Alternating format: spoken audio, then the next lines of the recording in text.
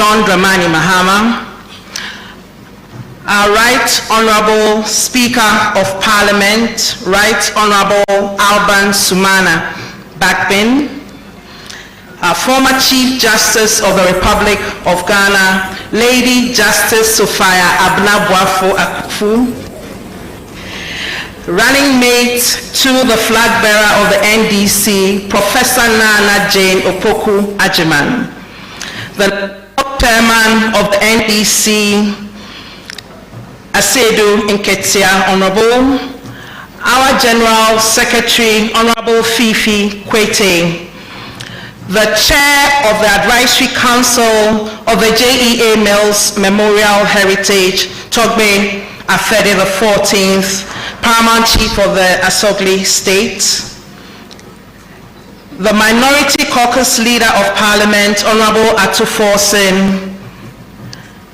all other distinguished guests, and our Vice Chancellor of the University of Ghana. I deem it a great honor and privilege to introduce to you my former boss, my mentor. I trained under Her Ladyship Justice Sophia Akufu as a young lawyer. Justice Sophia Akufu was born on the 20th of December 1949. She received her secondary school education at the Parliament Hill School, Hampstead, London, and the Wesley Girls High School. She holds an LLB degree from the Faculty of Law, University of Ghana. And let me add that she was the first woman to get a first class in law at the Faculty of Law.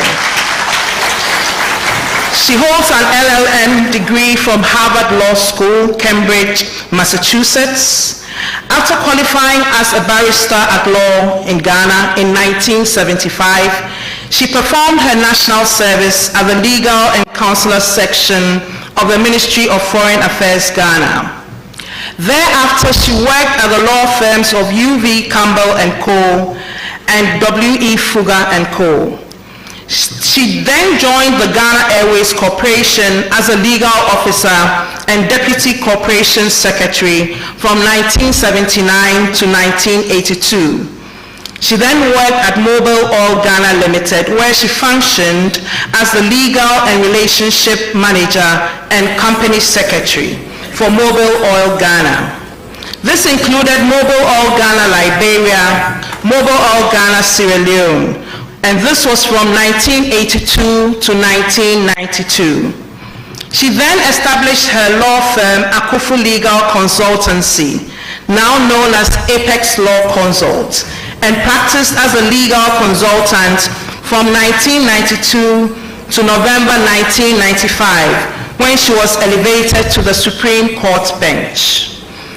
In February 2006, she was elected as one of the pioneering judges of the African Court on Human and People's Rights, and was sworn in with other members of the court in July 2006.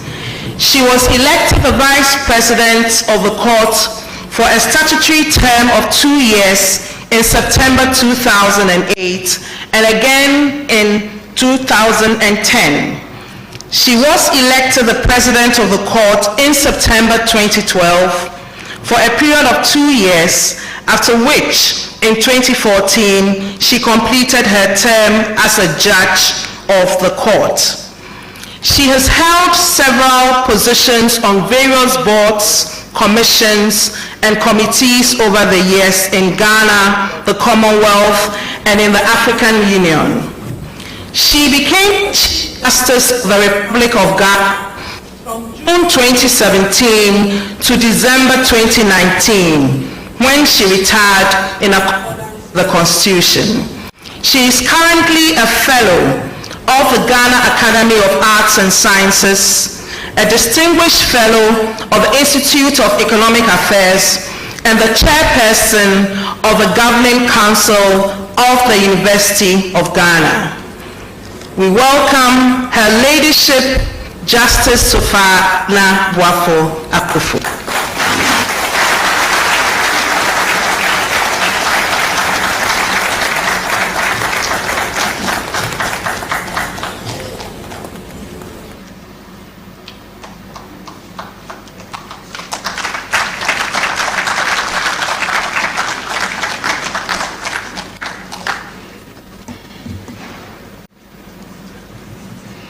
I'm doing my electronic thing.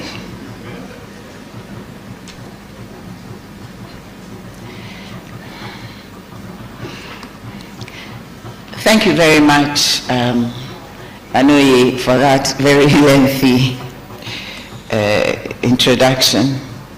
And it was quite a delight having her as my first junior when I opened my law firm so many years ago. And she has made me proud since then. The Right Honorable Speaker, Right Honorable Alban Sumana Babin, the flag bearer of the NDC and former President of the Republic of Ghana, His Excellency John Dramani Mahama, the running mate of His Excellency Mahama, Professor Nana Jane Opoku Agyeman. Our distinguished speaker for today, Mr. Kwesi Pratt Jr. Togbe Afede, Mime Name, Your Excellencies of the diplomatic community, honorable members of parliament, present and former government appointees, distinguished ladies and gentlemen, good afternoon to everyone here.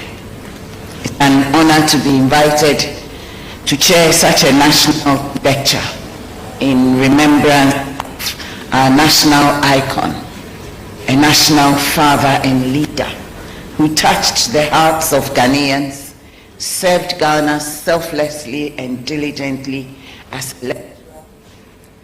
the chief taxman and ultimately the President of the Republic of Ghana.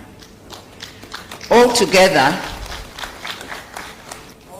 Professor John Evans dedicated 5 decades of his life to public service, in the course of which he also touched my mind indelibly.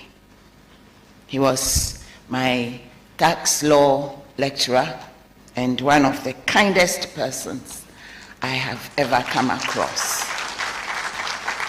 He was loved in life, mourned deeply in death, and now forever celebrated in the memory of millions of people in and outside Ghana. As my law lecturer, and thereafter, he always used to joke about how whenever I seemed to understand the steps he was teaching, then he knew everybody else must understand as well. Because sometimes he will go about 4 or 5 steps, and then he will look at me and he'll say, "Miss Akufu, are you okay?" And I'll say, "No. How did you get this one?" And I'm taking him about 4 or 5 steps back. And with the greatest patience, he would take us right through again. And I'm sure some of my mates were happy when I did that, because they too didn't understand that we're only pretending. But I have always believed in the principle of he that is down need fear no fall. So if you don't know, you don't know. The Gans say, "Ke ole, ole." And the way he dealt with us as his students for me personally, made a great impression on me. And one thing I learned from him was that when somebody relies on you to learn something, have patience with them no matter what. And that is when you know you have succeeded.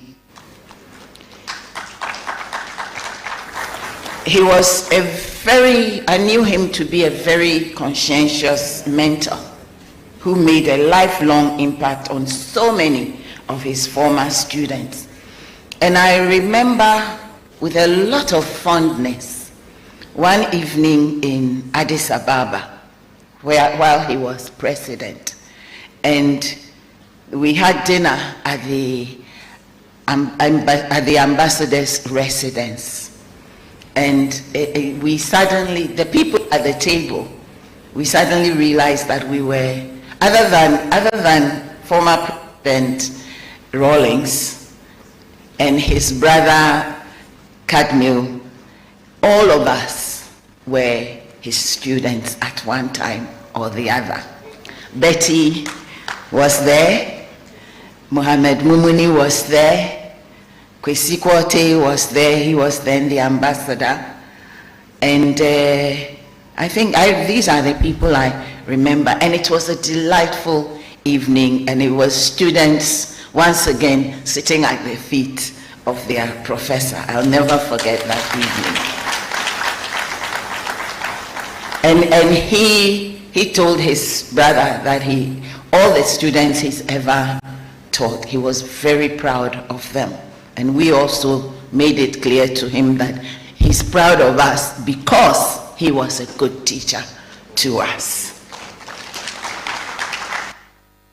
Even after I left university, when I set up my practice, and at that time he was the head of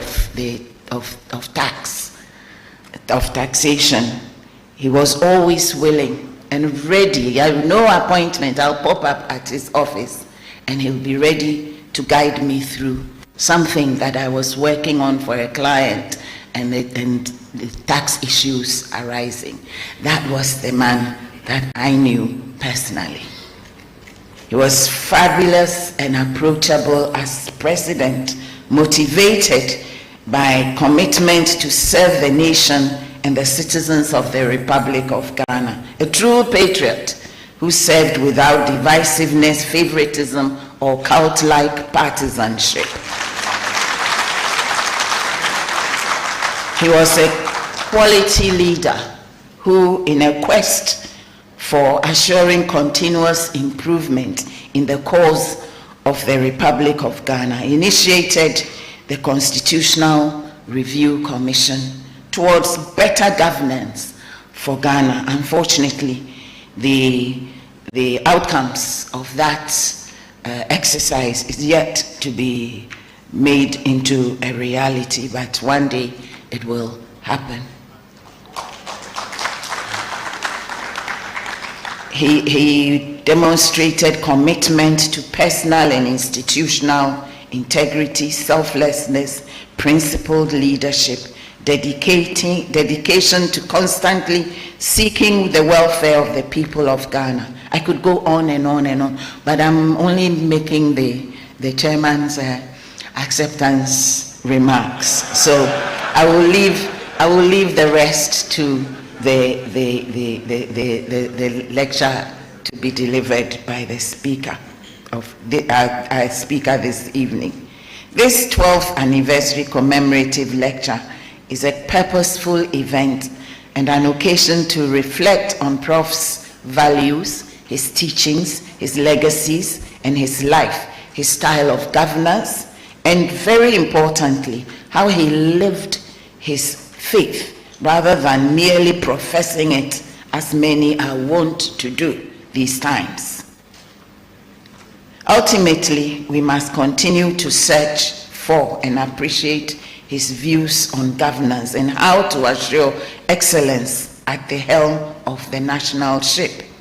His experience in holding up and living up to the letter and spirit of the Fourth Republican Constitution of Ghana, his political ideology, and how this shaped his attitude, demeanor, and actions as a leader. And I hope that in the lecture we will get a lot more insight. By God's grace, for the 12th consecutive time, we are gathered here for more perspectives on Professor John Evans Atta Mills, and we expect to be edified by the insightful presentation from today's distinguished speaker, Mr. Kwesi Pratt, Jr. So I'm very delighted to be chairing this event. Thank you all very much.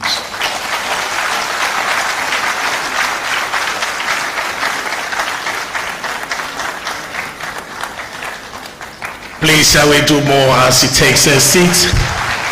Thank you very much, the leadership, Justice Sophia Kufu, for your kind words. Distinguished ladies and gentlemen, we have the family of Professor J.E.A. Mills here with us. In no particular order, I'll be introducing them then. Let us please acknowledge the presence of a former chairman of the National Democratic Congress, the Honorable Samuel Ofosu-Ampofo.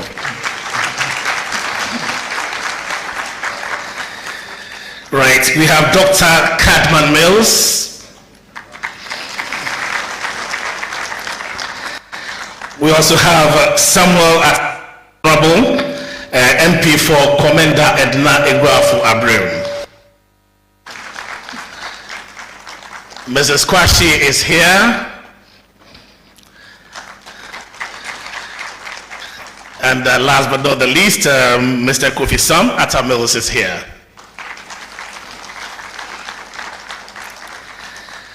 Right, time to know the reason why we're here, ladies and gentlemen, and to do just that for us, shall we please invite the board chairman, J.E.A. Mills Memorial Heritage, the Honorable Alex Segbefia.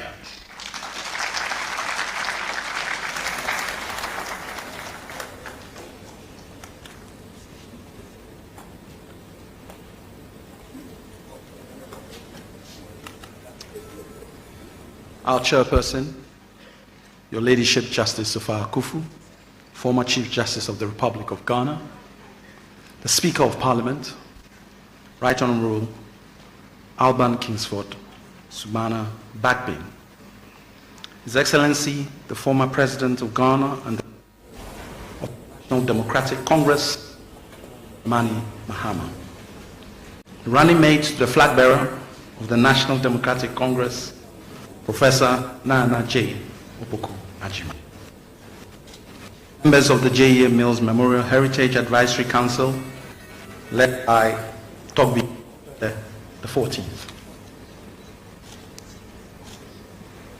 Keynote speaker, Comrade Kwesi Pratt, our host, Professor Nana Abba Apia Amfu, my chairman and general secretary of the Great National Democratic Party.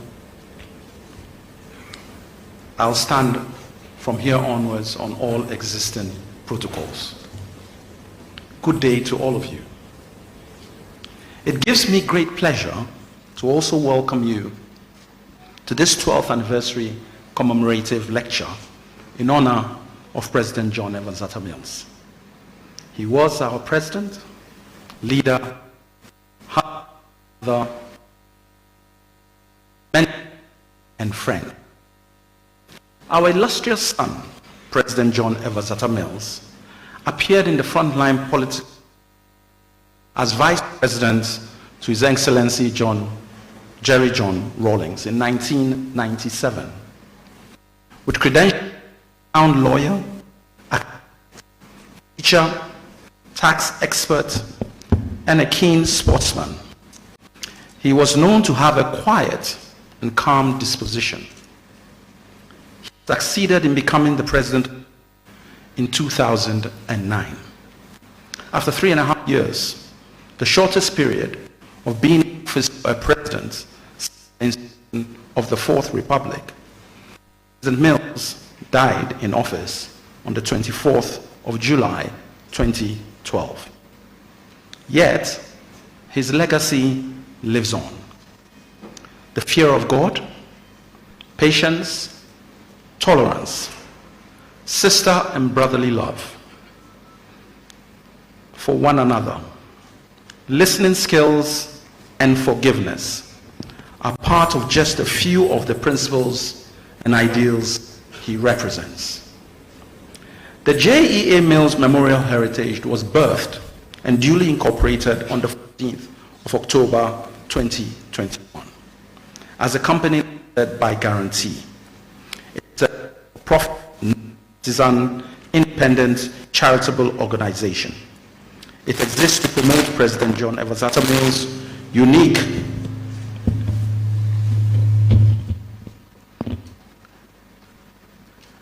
It exists to promote President John Evans Atta Mills' unique view of society, to cause positive actions in strengthening democratic values and human development. Its vision is to inspire humanity for a better society. After its incorporation, the J.E.A. Mills Memorial Heritage was launched in this very hall on the 1st of February 2022, just over 2 years ago. The Memorial Heritage has since gained NGO status and has been duly registered with the Department of Social Welfare. The J.E.A. Mills Memorial Heritage Board of Directors is chaired by myself. I have a committed team of board members comprising Honorable Samuel Atta Mills, Mr. C.C. Kwenu, and Madam Nana Oye Bambo Ado, who is the board secretary and also the CEO. Late Honorable Dr. Sherry Aite was a founding member of the Memorial Heritage and a member of the board until her unfortunate demise. May her gentle soul rest in perfect peace. Her replacement is Miss Nancy Ampofo Esquire, a distinguished senior lawyer. The J.E.A. Mills Memorial Heritage is working to inculcate the values and principles that President John Evans Atta Mills stood for into the Ghanaian society. The Memorial Heritage Advisory Council is made up of 15 eminent personalities. It is chaired, as I've indicated, by Togbi Afede the 14th, Agbobo Mafia of the Asogli State of the Volta region. The vice chairperson is Dr. Esther Ofe Abuaji, former director of the Institute of Local Government Studies. The other advisory board council members are Dr. Kadman Atta Mills, brother of the president of John Evans Atta Mills and former World Bank official, Mr. Kwame Pienim, development economist and elder statesman, Honorable Alhaji Mohammed Mumuni, former Minister of Foreign Affairs, Mr. John Henry Martin Newman, Chief of Staff to President John Evans Atta Mills, Na Hassan Andani, former Chief Executive of Stanbic Bank, E.M. Commodore Mensah, businessman and former CEO of Accra Hearts of Oak, His Excellency James Babaku Mensah, Secretary to President John Evans Atta Mills and former Ambassador to the Vatican, Mr. Kweku Bramlabi, private legal practitioner and personal lawyer to President John Evans Atta Mills, Professor Agnes Atia Apusiga, Associate Professor, Dean, Faculty Service, UDS, Alhaji Ahmed Vanderpoy, businessman, Dr. Abna Oye Jambu, Managing Partner, Talentia Africa Limited. Ms. Kate Kwote Papafio is an entrepreneur, co-founder, managing editor of Reroy Cables Company Limited. Mrs. Marufatu Abiola Bawa is the director of the regional cluster of 19 countries of the United Bank of Africa, UBA. The NDC party, in collaboration with the John Evans Atta Mills Memorial Heritage, will commemorate the exact date on which President John Evans Atta Mills died, the 24th of July 2024, next Wednesday, with a wreath-laying ceremony at the Asumdre Park, where his remains are interred at 9 a.m. prompt. All are duly invited. It is always a solemn ceremony which ignites the loss we have suffered as a nation with the passing of this true patriot. Dress code, black and white. On Saturday, the 27th of July 2024, 8:30 a.m. at the Theodosia Oka Stadium in Accra, the President Evans Atta Mills hockey tournament will take place to climax the 12th anniversary celebrations. As part of the 10th anniversary celebrations, lectures were held in all the 16 regions of Ghana in 5 clusters. All the lectures have now been compiled in a book titled Atta Mills Around the Regions.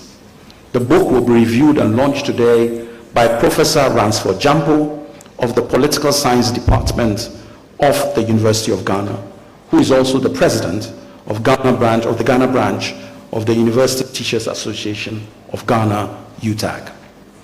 The first few copies will be duly auctioned in the program. At this juncture, let me take the opportunity on behalf of the board and the Advisory Council to thank the Planning Committee. To mention a few, and in no particular order: Emilia ATTAH, Eric Osei-Owusu, Sylvanus Tanoklo, Kwame Pepra, Ludwig Lodger, Kwamina Ahoy, Kofi Totobi Kwachi, Kwesi Ahoy, Ni Jangba Vanderpoy, Ni Lante Vanderpoy, Daniela Matthias, and Atu Ahoy. This list is far from exhaustive, but due to time constraints, I plead for forgiveness if I have left your name out. We take this opportunity to thank the numerous philanthropic donors whose actions have made these events a success now and over the years. Special mention is made of the input of His Excellency John Dram, Prof. Jane Opo Ajiman, Right Honorable Speaker of Honorable Alban Sumana Kingsford Bagbin, and the Minority Caucus of Parliament. This list is also. We extend our deep appreciation to Nadu Ernestina Mills, wife of President Mills, for her continuous support of our activities. Thanks to one and all for continuing with us on our journey of ensuring that the legacy of this great icon of our land endures forever. God bless us all.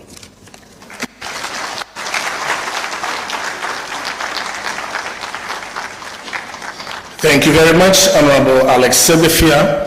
Distinguished ladies and gentlemen, pretty shortly we'll be seeing a documentary on our page, but prior to that, we'll call on gramophone chorus to lead us in the Methodist hymn number 511, Begone Unbelief.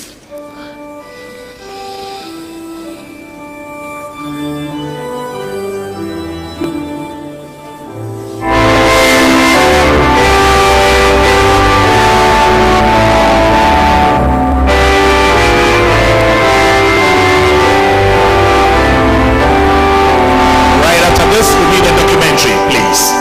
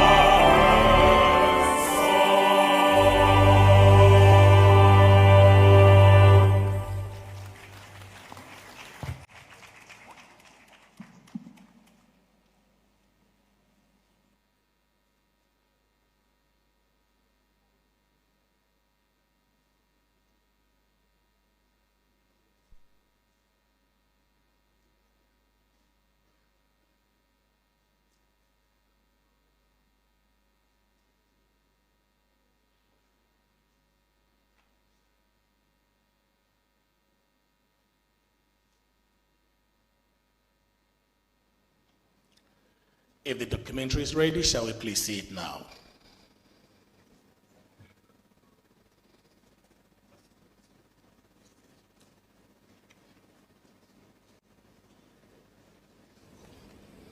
Well, we can always go back to it in the absence of it. I'd like to introduce you to this gentleman. At the 10th edition of this very celebration or commemoration, on my wall on Facebook, I got a lot of questions about the way the gentleman speaks, the way he selects his words. Right. We'll look at the documentary. We are hopeful. God is on our side. We are going to make it, but we need to make it earlier than everybody expects. And we need to lay the proper foundation for us to be able to take off. The signs are good, but we need to work together as a team.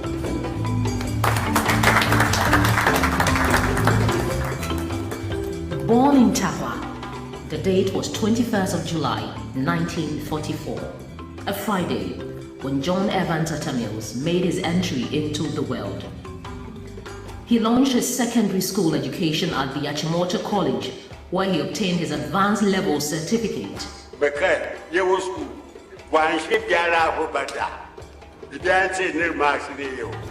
From class 1 to form 3 now for secondary school. Why should be out better?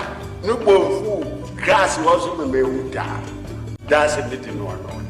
Determined to climb higher in his formal education, he enrolled at the University of Ghana, where he emerged with a bachelor's degree and professional certificate in law. That was just part of what was to become a colorful journey to the apex of the academic ladder. He earned a PhD in law from the prestigious School of Oriental and African Studies in London. With such academic stature, Professor Mills was selected as a Fulbright scholar at the equally prestigious Stanford Law School in the United States of America. President Mills of Ghana, I'm here to commend you because we also get reports of the good ones among you who are standing up for their rights.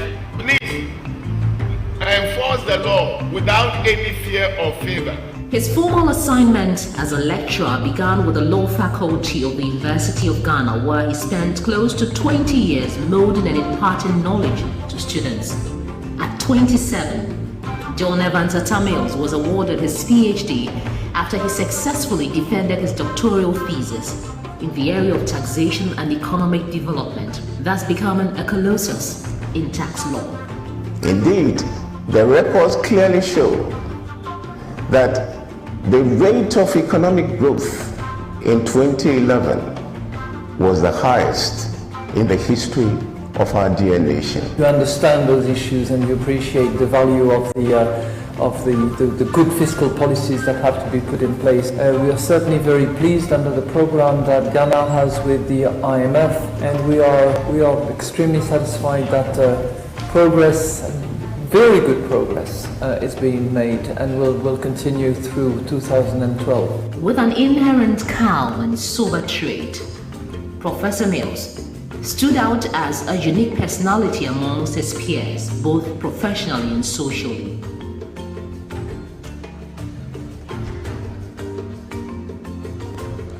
His calm demeanor earned him the accolade Asumdwehene, literally meaning King of Peace, during his political career.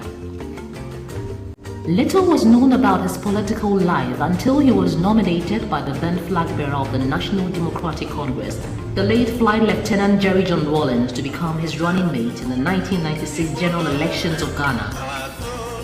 He was eventually sworn in as the Vice President of the Republic of Ghana after the National Democratic Congress won the elections. He was to become the flag bearer of his party after the exit of President Rawlings, and after 2 unsuccessful shots at the presidency, he eventually had his chance when he won the 2008 general elections and was sworn into the highest office of the land.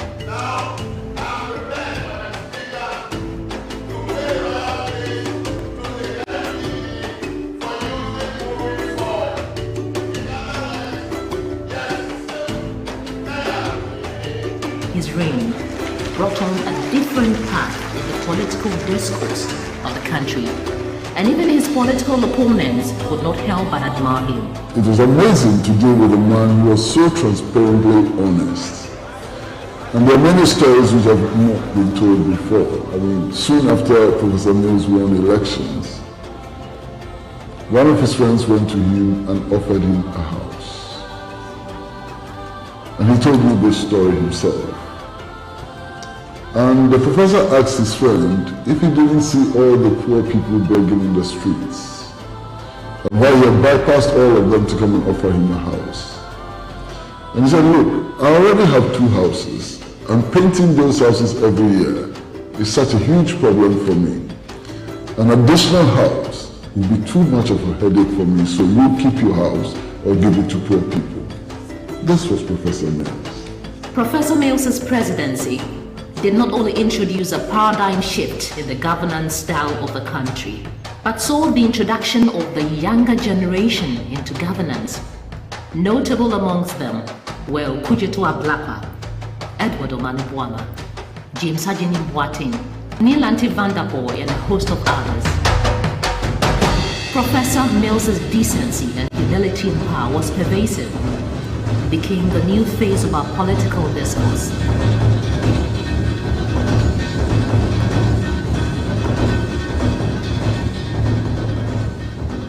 The 24th of July, 2012.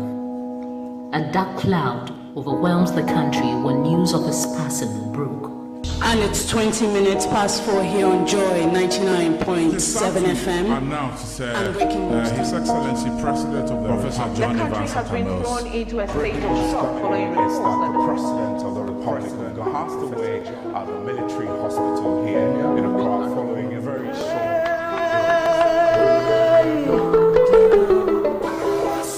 Me free from the roof here, na me saw TV. Me saw TV na no say breaking news. Omoka say President Mills Hewo. I was at home when I heard the news. See, no more agreement. I'm not sure. It was an occurrence which brought the country to a virtual standstill. His demise was unique in that he happened to have been the only president of Ghana to have died in office.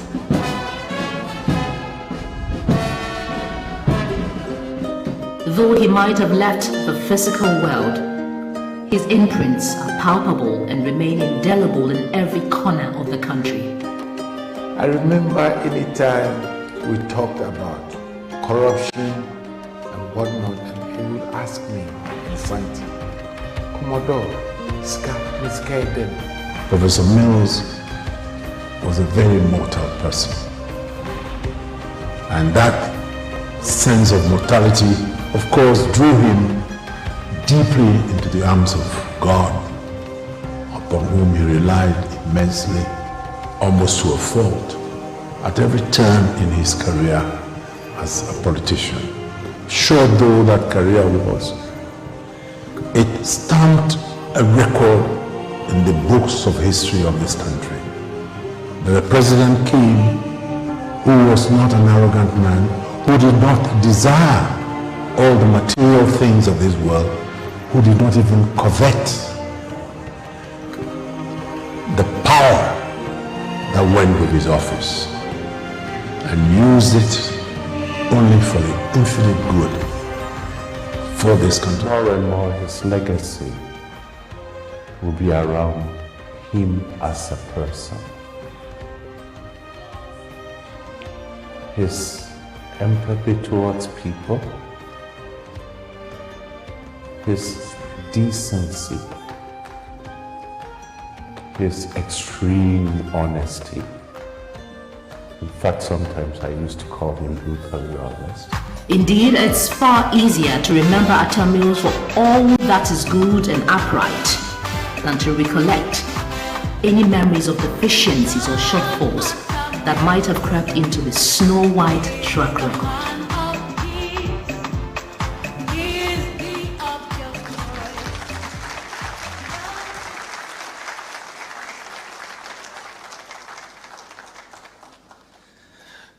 All right, so please stand by the documentary on the ATTAH Mills Memorial Heritage. If you have that one, please stand it by. I don't want to bore you too much. Let me invite the gentleman here. Enjoy the way he talks. Please, let's welcome Dr. Cadman Mills.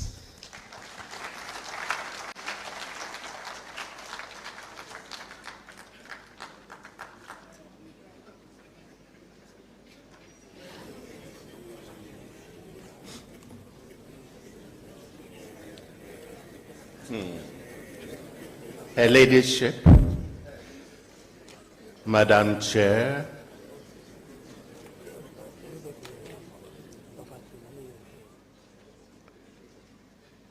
the Speaker of Parliament,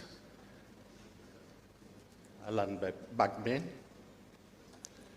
former President of the Republic of Ghana, and flag bearer of the NDC, my little sister, Nana Jane Opokwajiman, also flag bearer, not flag bearer, but vice presidential candidate for the NDC. And from here on, please let me stand on existing protocol. But I'll make a slight exception and recognize one or two of Fifi's collaborators. First among them, the Minister of Finance, Dr. Kwabena Dufour, who is sitting here, and who, unfortunately, I haven't heard mention of him. And then the Agwamefia of the Asogli State, who was a member of the Economic Advisory Council, one of the very important institutions that was set up under Fifi. I am a Democrat, and before I came, I consulted all the members of the family, and I asked them what I should say.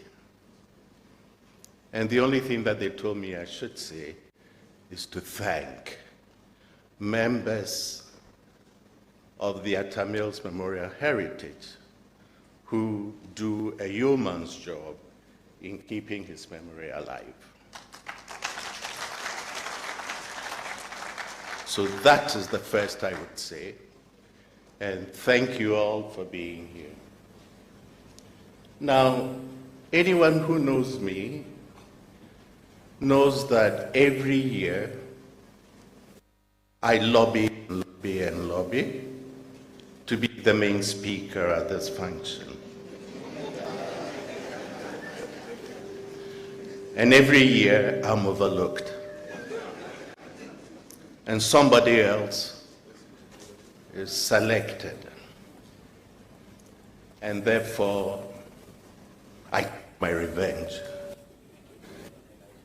As much. So, Kwesi, you're warned. Now, out that it was going to be Kwesi Pratt to give the lecture, I told my friends in the US, oh, I know him very well. Then I thought, how do I know him?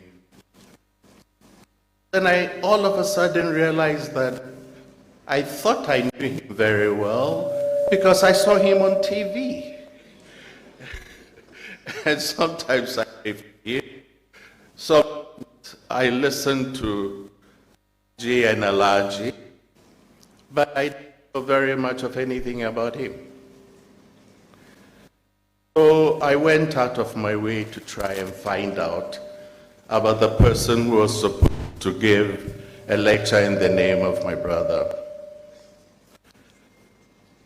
I saw him fighting with a young man at a show, and where he announced his age. he decided that he couldn't attend demonstrations because he was too old. And how old was he? 71 years old. I said, but that is not even my claim. And therefore I can afford to give him some advice. So, Chrissy, I have only 3 advice to give you. And I hope you take notes. The first one is that this is not about Fifi's thesis. I hear you've made yourself into a one-member thesis committee where you evaluate thesis on economics. Fifi wasn't an economist, even though his thesis topic was taxation and economic development. So it's a no-go area. Don't touch his thesis. And by the way, next time, don't bother reading those theses, right? We have a rule of thumb. If a thesis is written within the first 3 years, after the comprehensive exam or after the master's degree, you know it's a good thesis. The candidate is very fresh, his analytical skills are up to speed, he's on top of the literature, and it's usually a reasonably solid thesis. Between 3 and 5, you're scratching it. But beyond 6, it's probably a thesis which was accepted out of charity and out of mercy. Don't bother reading it.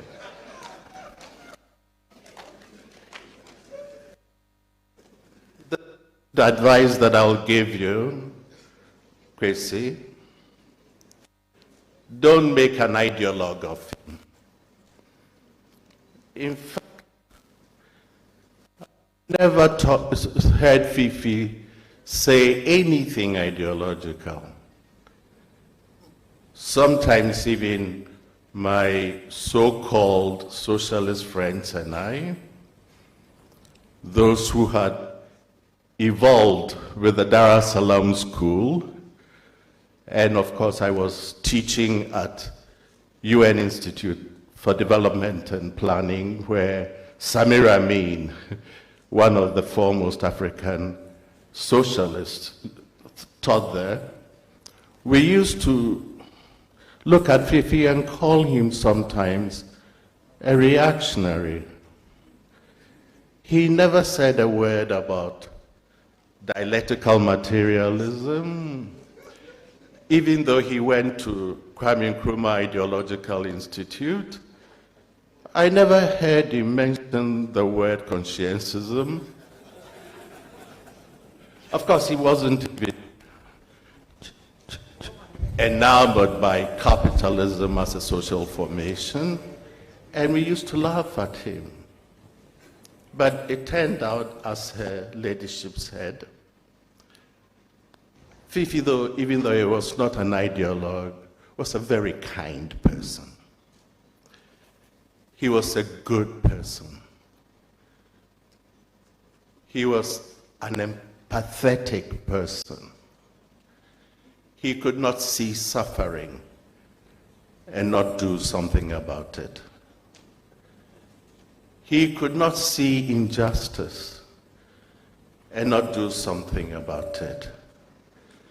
And he was somebody that believed that for what he does for the underprivileged to be attainable, you also have to transform institutions and make sure that indeed it's attainable. I was not surprised, therefore, that he championed the Constitutional Review Commission because he felt very strongly that so much power concentrated in the hands of one person, the imperial presidency, as I call it, could be misused. Not that it will, but it could be. And to avoid that, therefore, you have to change it. Madam Chair, I think Fifi taught you not just law, he also taught you empathy. I saw you sitting and demonstrating with people of my age who all of a sudden were receiving haircuts, even though their hairs were quite short. You were holding a placard, and I have to be honest, you shamed me to become more active and more vocal.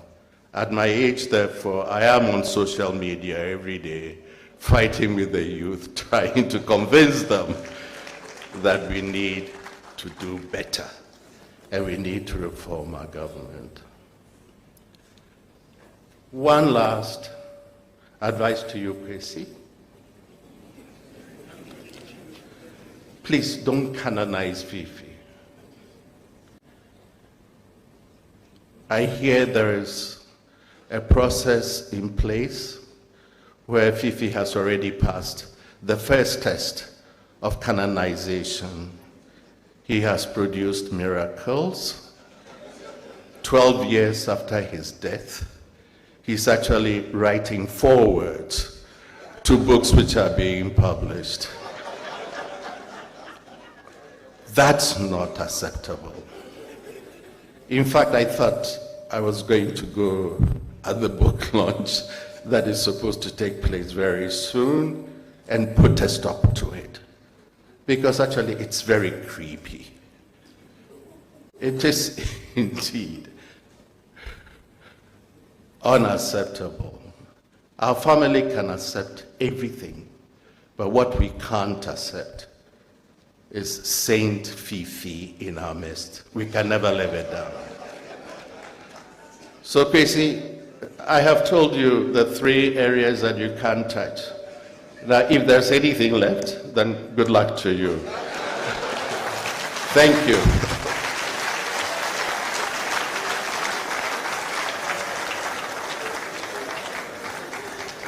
Thank you very much, Dr. Cadman Mills. I told you you will enjoy the gentleman. Of the many messages that I received, 2 were very clear to me, and I agreed to them. One said he spoke, and I'm talking about that 10th anniversary commemoration. He spoke like Kenneth Darcy, the late Kenneth Darcy, the UNCTAD boss. That is a UN Undersecretary for Trade and Development. And then he was also speaking, I don't know the age of the person who made the remark, but he said he was also speaking like their teachers and professors when they were young. Ladies and gentlemen, another round of applause for him.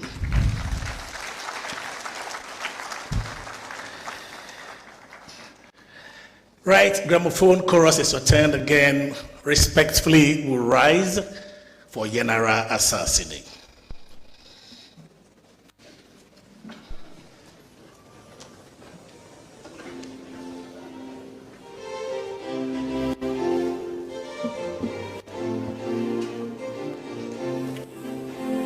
Thomason.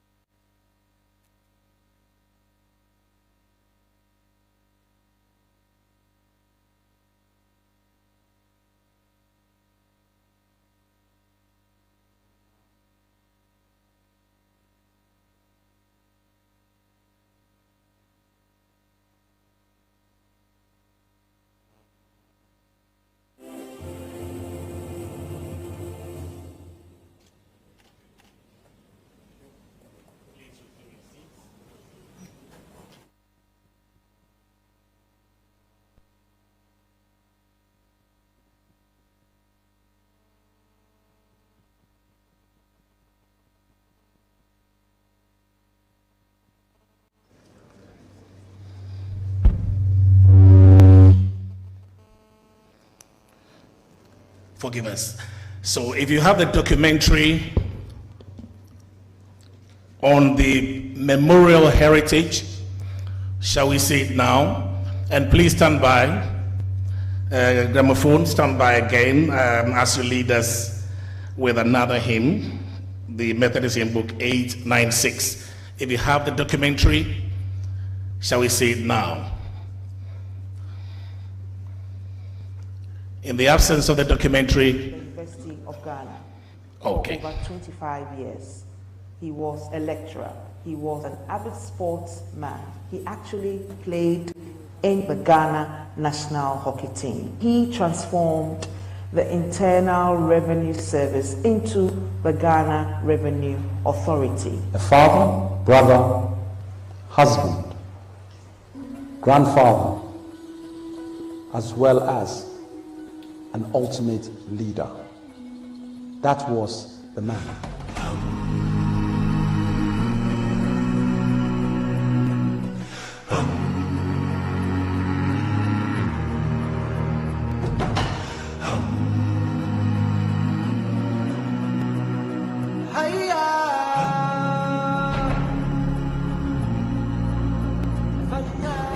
We have to admit that Brother Fifi indeed had many families. His Legon family, his Hasselfolk family, his hockey, the veterans family, his NDC family. Did I miss out Achimota family? His legacy gave birth to the J.E.A. Mills Memorial Heritage. This was a group of people who had love for him, felt that the values and principles that he had lived for and died for should be inculcated into the new generations that were to come.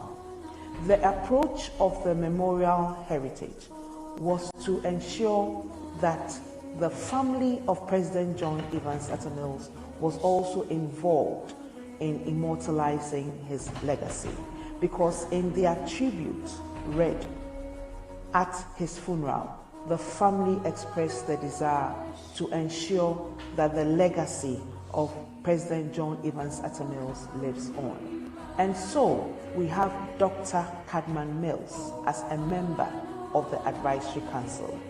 He is the brother of President John Evans Atta Mills.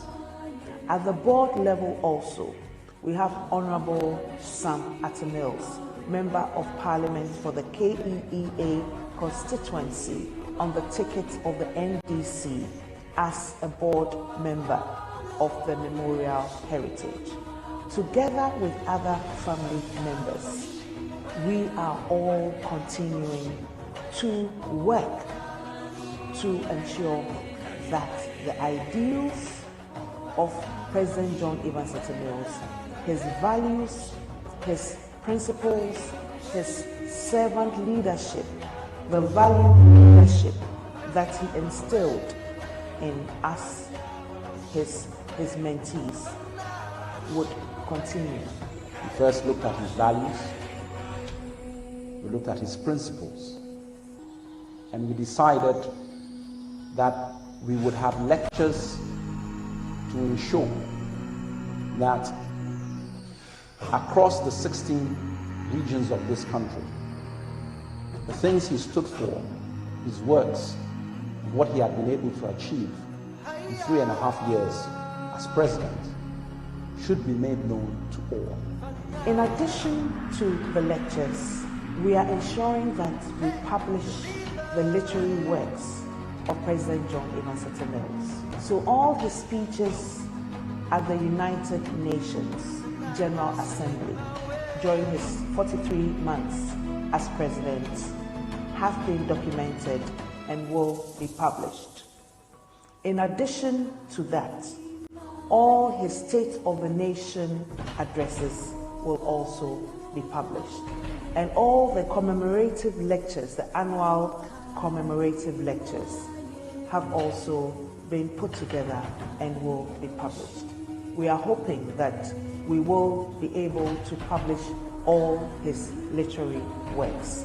We want to ensure that the youth every Ghanaian learns about the ideals of President John Evans Atta Mills, and we, at the end of it all, would have a better society and a better Ghana, as his mantra was when he was president of Ghana. As I have always said, I will be president for all Ghanaians, whether they voted for me or not.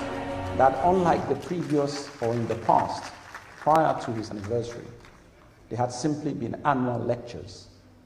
We decided that we would have lectures in every region, but we will cluster the regions. We had the northern cluster made up of 5 regions. We had the central and western region made up of 2. We have the Volta and OT made up of another 2. We then have the Bono East and Ahafo, including the western north, making another cluster. And finally, the Ashanti and eastern region. Greater Accra stood on its own, with its own lecture, because we always have an annual commemorative lecture. And so the annual commemorative lecture, which we are at today, doubles both as the Greater Accra Regional Lecture and the annual commemorative lecture. We are happy to announce that the first 2 lectures in the northern sector and the central and western lecture were resounding successes. And we are quietly confident that the aims and objectives of the JEA Memorial Heritage are being met. The JEA Mills Memorial Heritage has come to stay. We are happy you're here with us this afternoon to commemorate anniversary of President John Evans Atta Mills. We would like to take this opportunity to thank all who in diverse ways have played an important part in the growth of the memorial heritage. And we know that when we call upon you in the future to assist us on this laudable journey, you will not hesitate to be part and parcel of this enterprise. May God bless us all.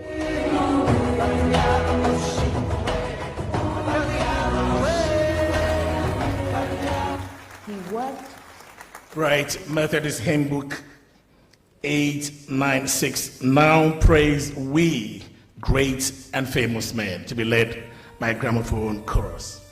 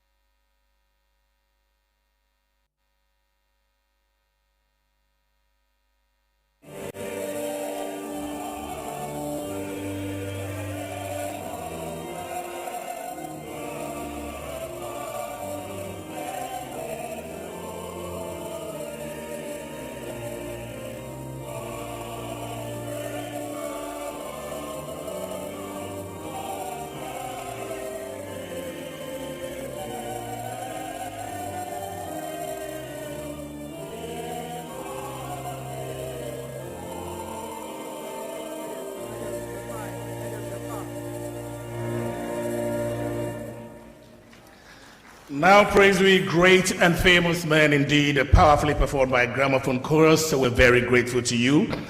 Now time to listen to our guest speaker, a gentleman we all admire. May I please invite a member of the JEA Mills Memorial Heritage and also NDC parliamentary candidate for Shamal, the Honorable Emilia ATTAH.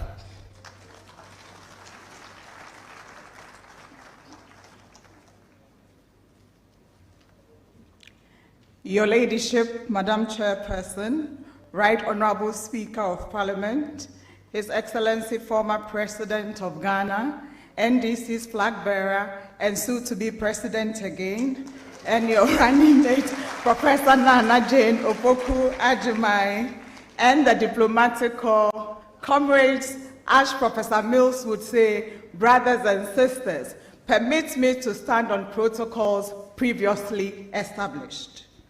My task here is simple. Actually, it's not even necessary, because who doesn't know Kwesi Pratt? Kwesi Pratt truly needs no introduction to a Ghanaian audience. He is an accomplished media practitioner with a distinguished career as a reporter, editor, radio and TV panelist and host, and documentary director and producer. He has created successful newspapers and a 24-hour television station that is watched in 46 African countries and has viewers in South America and Southern Europe. Kwesi is a lifelong socialist. Prof. Kadman, Kwesi is a lifelong socialist and devotee of the teachings of Osajifo, our Kwame Nkrumah.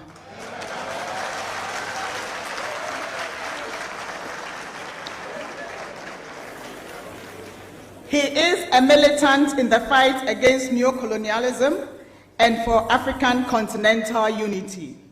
Today, Kwesi serves as the General Secretary of the Socialist Movement of Ghana, a leader of the Pan-Africanism Today project, and the International People's Association, just to mention a few. Most importantly, over the last 40 years, he has become Ghanaian working people's most consistent and trusted voice. It is difficult today to think of a significant social struggle in which he has not been a central figure, either clarifying, encouraging, mobilizing, leading the masses from the front, and always fiercely but fairly speaking truth to power. He has become a recognizable figure across Africa and beyond. And he, Comrade Pratt, my friend, has the scars to show for it. He has been the subject of plots by right-wing media forces on the payroll of traditional, religious, commercial, and especially political opponents. Employers have victimized him. He and those close to him have been threatened with harm. He has been arrested and locked up many times without trial to silence him. Miraculously, he has escaped these ordeals with no feelings of hatred or desire for vengeance against his tormentors. As a result of his uncompromising devotion to the cause of ordinary people, he has conferred on him a kind of social power. Over the years, he has become a highly sought-after advisor to national political leaders, including many who oppose his actual politics. This is partly because these politicians wish to bask in Kwesi Pratt's public credibility or think they can enlist his support against opponents. But it is also because people know Kwesi Pratt will tell them the truth. Leadership is lonely sometimes. Wise leaders know it is essential to listen to the voice that cuts through the Praetorian guard of yes men. Truthfulness, fairness, and discretion have given Kwesi a ringside seat as a witness to many historic but unsung events in our political history. Sisters and brothers, returning to today's event, we all know that Kwesi Pratt is a long-time Prof associate and a fellow Nkrumahist, a relationship predating Prof's involvement in national politics. We also know he has insights into Prof's life and leadership that we hope he will share with us today, bearing in mind Cadman's 3 warnings. We truly appreciate, Kwesi, your acceptance of our invitation to speak today. We are humbled that you have shown up today, especially since we know you are just recovering from a very, very bad malaria.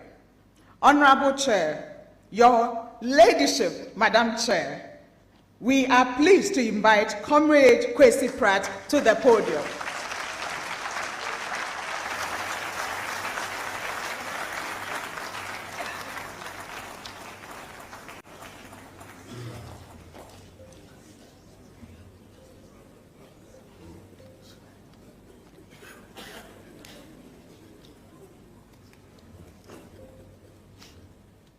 Her Ladyship, the former Chief Justice and Chairperson for this afternoon's function. His Excellency, the former President and flag bearer of the National Democratic Congress in the upcoming elections. Sorry, I should have mentioned number 3 first. But it still fits in perfectly. Right Honorable Speaker of Parliament, my brother, friend, and comrade, Alban Suman Bagbin, Professor Nana Jane Opoku Ajiman, running mate of the National Democratic Congress, distinguished ladies and gentlemen, comrades and friends. I was pleasantly surprised when I was informed that the Governing Board and Planning Committee of the JEA Mills Memorial Heritage had nominated me to be the keynote speaker at the 12th anniversary of President John Evans' ATTAH Mills Commemorative Lecture. The first question that popped up in my head was, why me? President ATTAH Mills had great friends at home and abroad, in all fields of endeavor. Indeed, persons who have distinguished themselves in academia, the practice of law, medicine, cultural expositions, and politics. These people, in my view, could give erudite presentations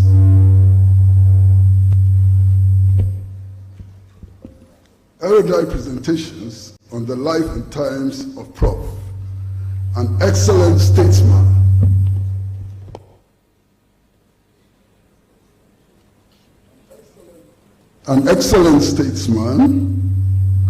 and President of Ghana.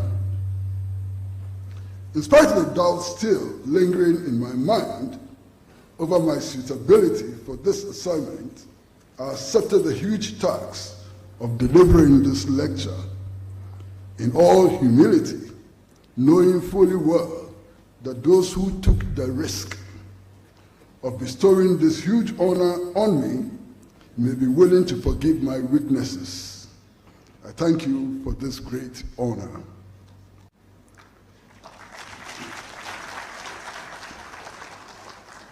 The chairperson, please permit me to start this lecture with some very gory statistics. The Ghana Trade Report says that Ghana imported food worth 26.7 billion Ghana cedis in 2023. These imports included guinea fowls, onions, tomatoes, fish, beef, and grains. Indeed, we imported guinea fowls from Denmark. and achieved the inexplicable accolade of being the third largest importer of tomato paste from Germany.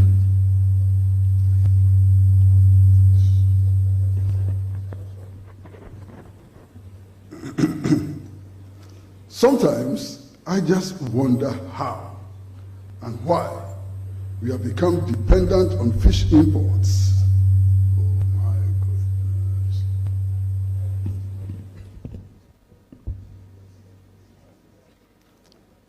Sometimes I just wonder how and why we have become dependent on fish imports when we have managed to create the largest man-made lake in the world, with rivers like Black and White Volta, Oti, Afram, Isukoko, Atakura, Sini, Pru, Dhaka, Tano, and Pra, crisscrossing our land. Ghana is also bordered in the south by the huge Atlantic Ocean, and our capacity for the development of aquaculture is huge. As a fact, we import tomatoes from Burkina Faso and onions from Niger, which are semi-desert. Indeed, two countries which have never claimed to be implementing a program christened Planting for Food and Jobs at a colossal cost of 2.3 billion Ghana cedis. If these figures do not trouble you, please wait a moment and take the research findings of the Ghana Statistical Service. The 2021 Population and Housing Census reveals that a total of 7,317,555 people, representing 24.3% of the household population, are multidimensionally poor. 43.5% of these people experience severe poverty through deprivations in several dimensions simultaneously. We are told that 3,757,628 out of this figure are females, and 3,559,927 are male. The Statistical Service also found that more than a third, representing 36.7% of the people living in rural areas, are multidimensionally poor. The Ashanti region recorded the highest number of persons who are multidimensionally poor, with 959,031, followed by the northern region with 873,742, and the lowest in the Brown-Ahafo region with 135,644. The Savannah region has the highest proportion of its household population, 49.5%, who are multidimensionally poor, about 2 times higher than the national average of 24.3. Dear friends, the rise in prices of all goods and services over the last 7 years also tell a horrifying story of national decay. In 2017, the price of a gallon of petrol was 18 Ghana cedis, but this has risen to 81 Ghana cedis in 2024, a percentage increase of 336.84. The price of a bowl of kenke has risen from 50 pesos to 5 cedis, representing a percentage increase of 500. A gallon of cooking oil has risen by 230% from 50 Ghana cedis to 180 Ghana cedis.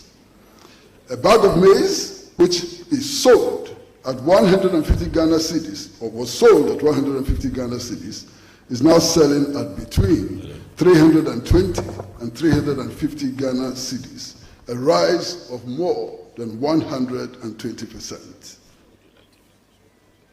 Okay. Thank you.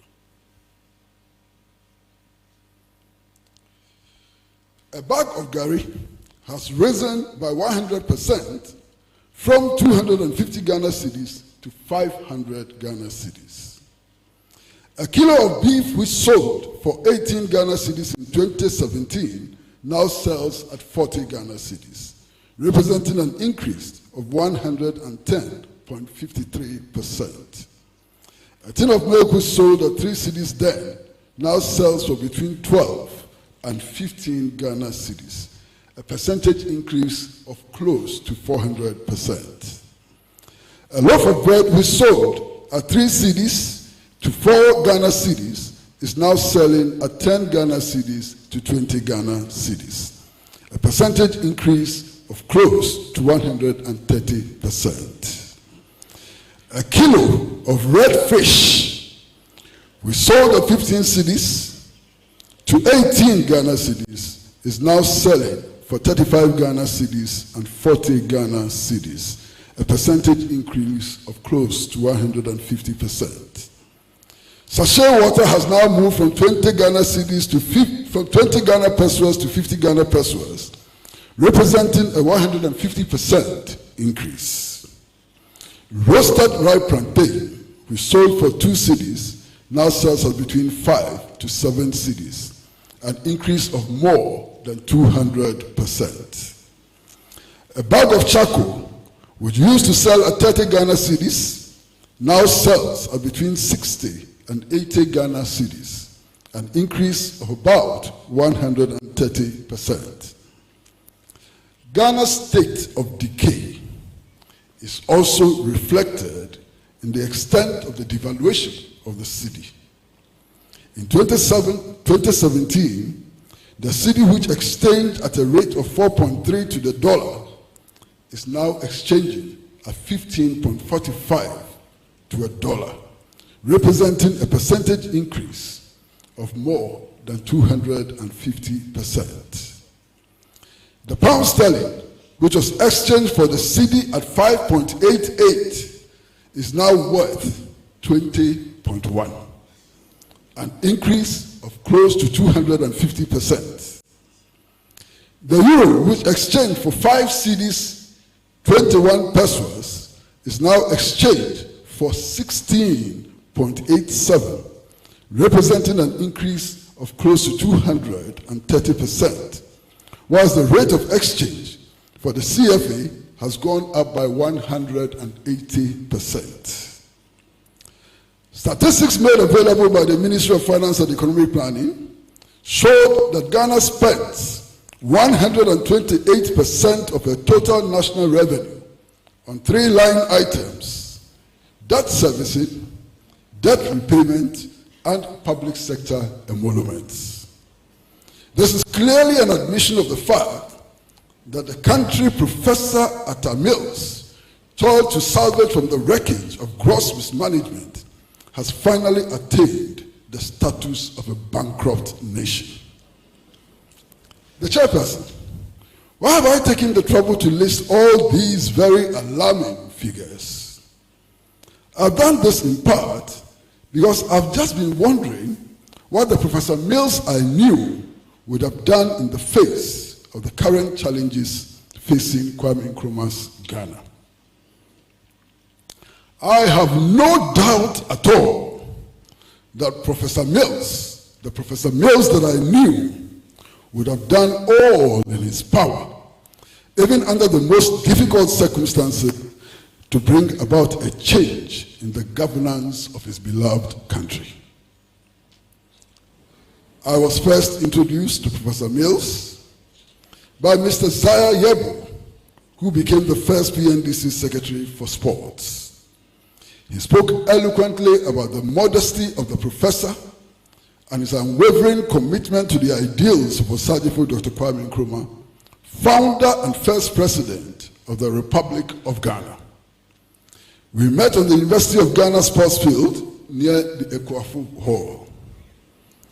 At that very first meeting, Professor Mills vigorously opposed tribalism as a canker which would undermine efforts at national cohesion, vital for the struggle against underdevelopment. He insisted on the need to mobilize all capable Ghanaians who shared in the broad objective of removing all the vestiges of colonialism. He was also against otherwise capable people being prevented from participating in the national development process on account of their party affiliation. He also described in detail how after the February 1966 CIA-sponsored coup, which toppled the progressive government of the Convention People's Party, his cubicle, and I was just advised to say his room instead of his cubicle, in the University of Ghana had been raided by the goons and anti-national elements as part of the anti-Nkrumah madness, which had engulfed some ill-informed supporters of the regressive elements in our society. From that day on, I developed a huge respect for Professor Mills as an academic whose heart was in the right place and who could be counted on in the struggle to dismantle the neo-colonial structures which had been erected after the 1966 coup to facilitate the continued enslavement of Ghanaian and African people. And we met from time to time to discuss national and international issues. Unwavering support for national liberation and the construction of a national democratic agenda was never in doubt. I came to these conclusions without the slightest doubt that Prof and I came from two different Nkrumahist schools. He was not political in an ideological sense, in spite of the fact that he had received training at the Kwame Nkrumah Ideological Institute in Winneba. He was not very comfortable with and the spotlight it brought. But like the determined competitor and consummate professional he was, he did all he could to serve Ghana well, even at the cost of his health. He was a devoted Ghanaian who was prevented by ill health from making a deeper mark on society. By the time he came to full national prominence, his convictions were largely evangelical Christian and vaguely social democratic. Kofi Alai.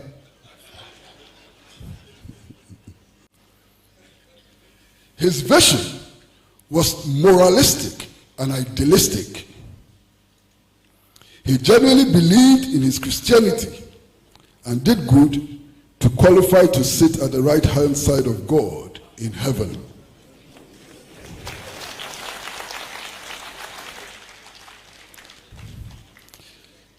Professor Mills was so unlike some self-proclaimed white gown-wearing Christian politicians today, who spared no opportunity to recite verses of the Bible even as they impose excruciating economic hardship on the working people.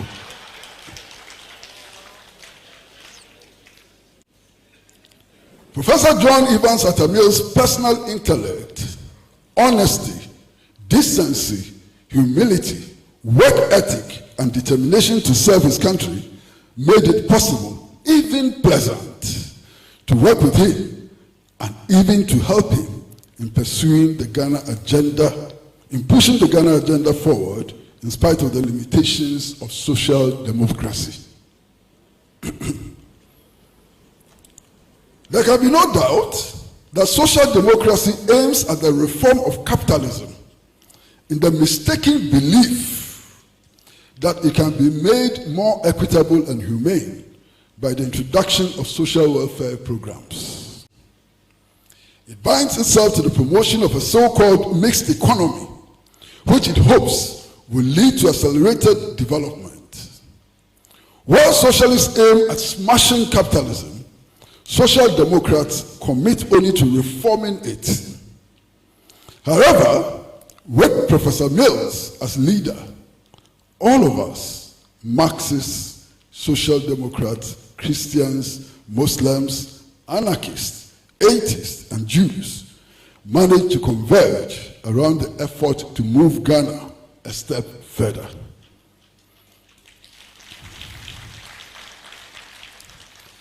This is the kind of leadership our country needs today in the face of the hydra-headed problems confronting us.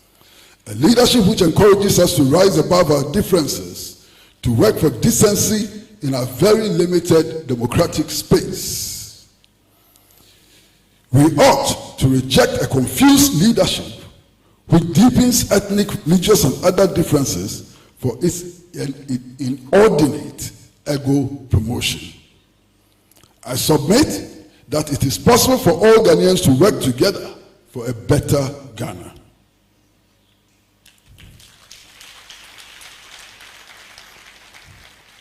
The chairperson. I worked as public relations officer of the Ministry of Youth and Sports after my redeployment from the National Youth Council.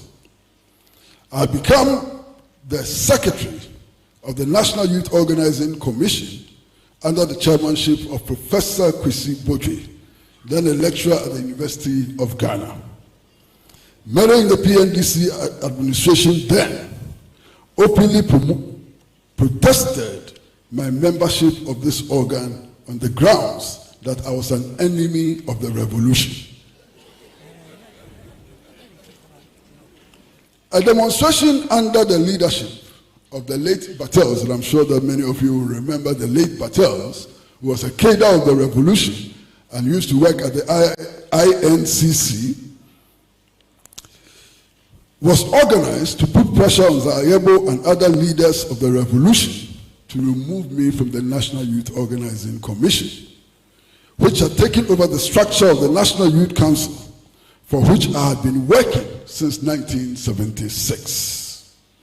The pressure was intense, and eventually it was decided that I should be posted to the Ministry of Youth and Sports on 1/3 of my salary. It was in this capacity that I participated in a meeting which discussed the need to sanitize the operations of the National Sports Council. I had served as secretary of the Osea-Sibe Committee of Inquiry into the operations of the National Sports Council under the Liman administration and knew about the administrative and other problems of the council. I was a keen supporter of the idea of a shake-up in sports administration and contributed earnestly to this discussion. I was not surprised when Mr. Yebo proposed the appointment of Professor Mills as the new chairperson and chief executive of the National Sports Council. I was also not surprised when those present at the meeting fully supported the suggestion. They spoke eloquently about his involvement in sports development as a footballer, hockey player, and sports administrator. They also insisted that he was the best choice because of his incorruptibility and fair-mindedness. After this meeting, my boss instructed me to locate Professor Mills, and I had what should have been the pleasant duty of breaking the news of him being considered for appointment as chairperson and chief executive of the National Sports Council. To my utter surprise, Professor Mills was not enthusiastic about the appointment.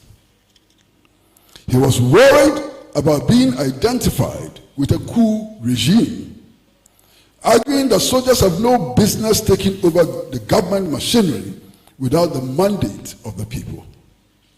He spoke eloquently about the damage which the National Liberation Council had done to the national development effort, especially the privatization of state enterprises, the limitation of access to social services such as education and health, the abandonment of the African Unity Project, and the regime's support for apartheid South Africa.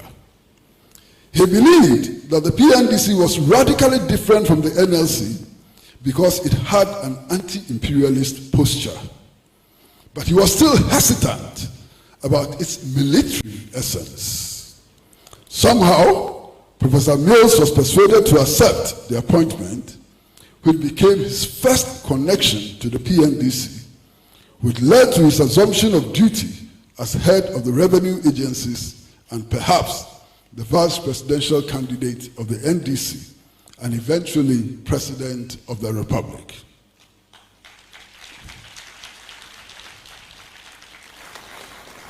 Professor Mills contested the 2000 elections as the presidential candidate of the National Democratic Congress and lost. But even in defeat, he displayed excellent qualities of a leader who cherished the peace of his country and was fully committed to the ethos of democracy. He became one of the few presidential candidates in Ghana's history to gracefully concede defeat. This he did at the time when tension was mounting and the newly elected president and his associate believed that the NDC would not hand over power peacefully. Perhaps the acceptance of the results of the elections by Professor Mills averted a needless conflagration and also demonstrated that it was possible to transfer power peacefully from one administration to another.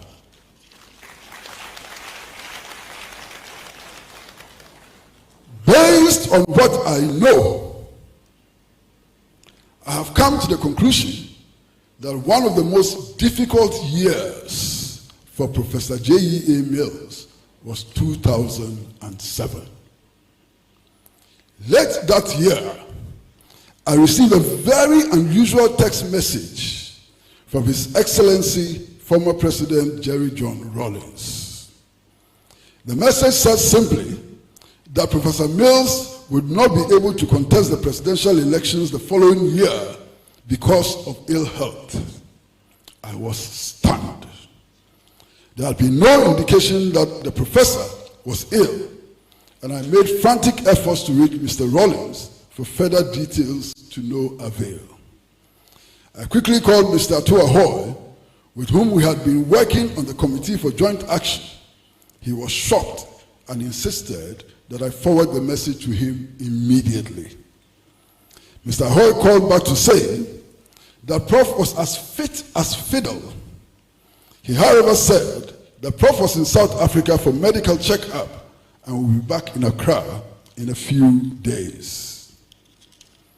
When Professor Mills returned from South Africa, there was a clamor to see him.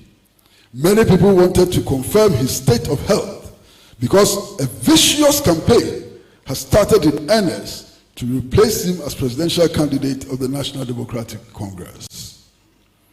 Many people, including persons who had nothing presidential about them, had already been contacted and told to hold themselves in readiness to replace the professor. In a conversation with one of those who was being primed to replace Professor Mills, I asked him to tell me just one good reason why any Ghanaian would want to have him as president. Rather than answer the question, he got very angry and asked why somebody like me, who had worked on the Kufuor campaign team, how somebody like me who had worked on the Kufuor campaign team could have the audacity to question his eligibility.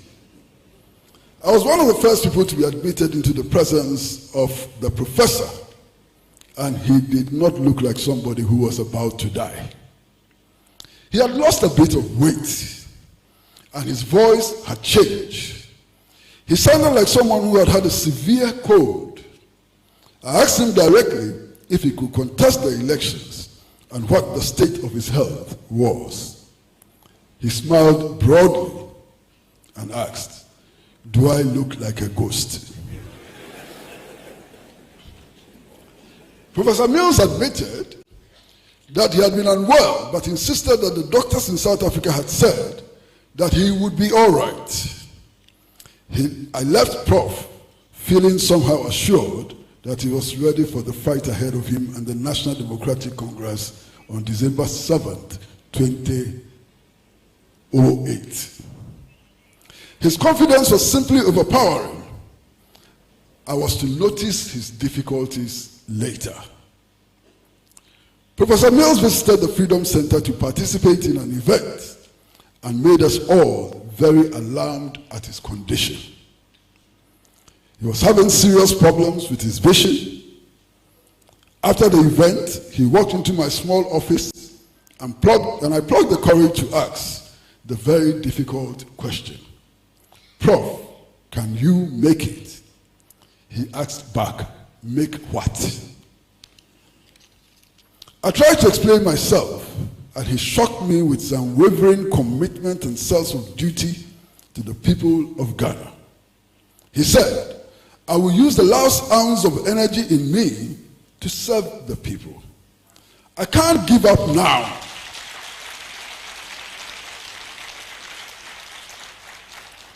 I can't give up now. The country is in a very dire situation, and I'm ready to make any sacrifice to be part of the rescue team. One of the other difficulties that Professor Mills had was that he ran his elections campaign on a shoestring budget. I recall that when Ghana was strangely called upon to do a third round in 2008 elections, I had a call from Professor Mills who said, Infante, all my money is finished, and I don't know how I'm going to get enough funds for TAME. I quickly consulted some of his closest friends and associates, including Mr. ATTAH, and we managed to raise enough money for the trip to TAME in less than 24 hours.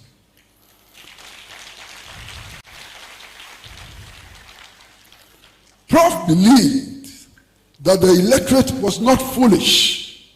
He firmly believed that the Ghanaian electorate is not foolish and could not be bribed to hand over their votes. For him, the trick was to be honest and transparent with voters in order to secure their mandate. On the assumption of office as president, Professor Mills did something which still baffles many of his associates. Indeed, his very first official assignment was to inaugurate the JA plant pool at Jowulu in Accra. Before his election, it had been rumored that Mr. Joseph Ajapong, the businessman behind the company, was a close associate of the New Patriotic Party, and this presented an opportunity for the newly elected president to demonstrate that one's affiliation or closeness to a political party ought not to be a barrier to participation in business or any other department of the national life. He completely ignored the protests from his own party loyalists to boycott the event. And I'm sure many of you remember the battles which took place around that time. He also used the occasion to show that his criticism of the opulent lifestyles of public officials was genuine. He arrived for the ceremony in a 3-car convoy of small cars, not big cars, small cars, 3-car convoy. I look back to that day, and I see today, and sometimes I truly feel sad. The President of the Republic, official function, 3-car convoy, small cars. Today, look at the campaign convoys. Are you not embarrassed by these campaign convoys? Decent people in our society who belong to political parties who want to make a difference should start by reducing these senseless, useless convoys, which only paint a picture of useless opulence. And then sometimes when you ask, why is this happening? So everybody wants to join the convoy. They come with their own convoy. So what? You want to join the convoy? Is that the most important thing? Go to your constituency and work. And leave the flag bearer alone to do his work. Don't embarrass the party and embarrass the flag bearer on top. These useless long convoys must come to an end now.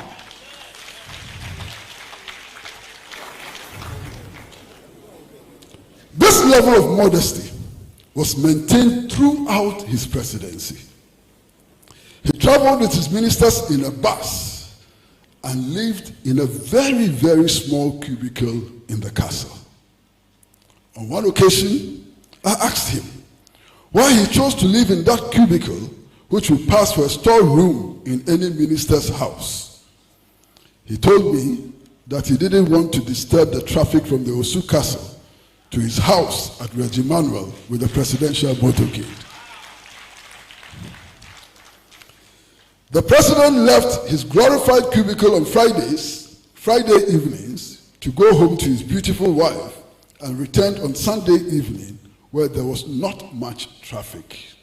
This was Professor Mills, modest and sensible. On his assumption of office, district and metropolitan chief executives appointed by the previous administration were still at post. And as was to be expected, his party faithful were in a hurry to replace them. They urged Professor Mills to remove them from office immediately and to replace them with party loyalists. Professor Mills refused and asked the chief executives to continue doing their work until such time that would have finished with the necessary processes for the appointment of new ones. Although this decision appeared to be very unpopular in the NDC, it sent a clear signal to the people of Ghana that we truly had a president who took his oath of office seriously and who was indeed a true father for all. Today, there are some people, including heavyweights, who deliberately create the impression that by wanting to be a father for all, Professor Mills condoned corruption and did not pursue criminal elements who had used their positions in the previous administration to amass wealth. This is completely false and most unfair to the memory of Professor ATTAH Mills. We can still remember the committees of inquiry he set up to investigate alleged wrongdoing and the prosecution of some wrongdoers. The problem was that he was frustrated by the judiciary and other state institutions at every turn. Perhaps it is useful to sound a warning. And I just mean warning. I don't mean that I have power to wreak punishment on anybody and so on. Just to ring the alarm bells. That the incoming Mahama administration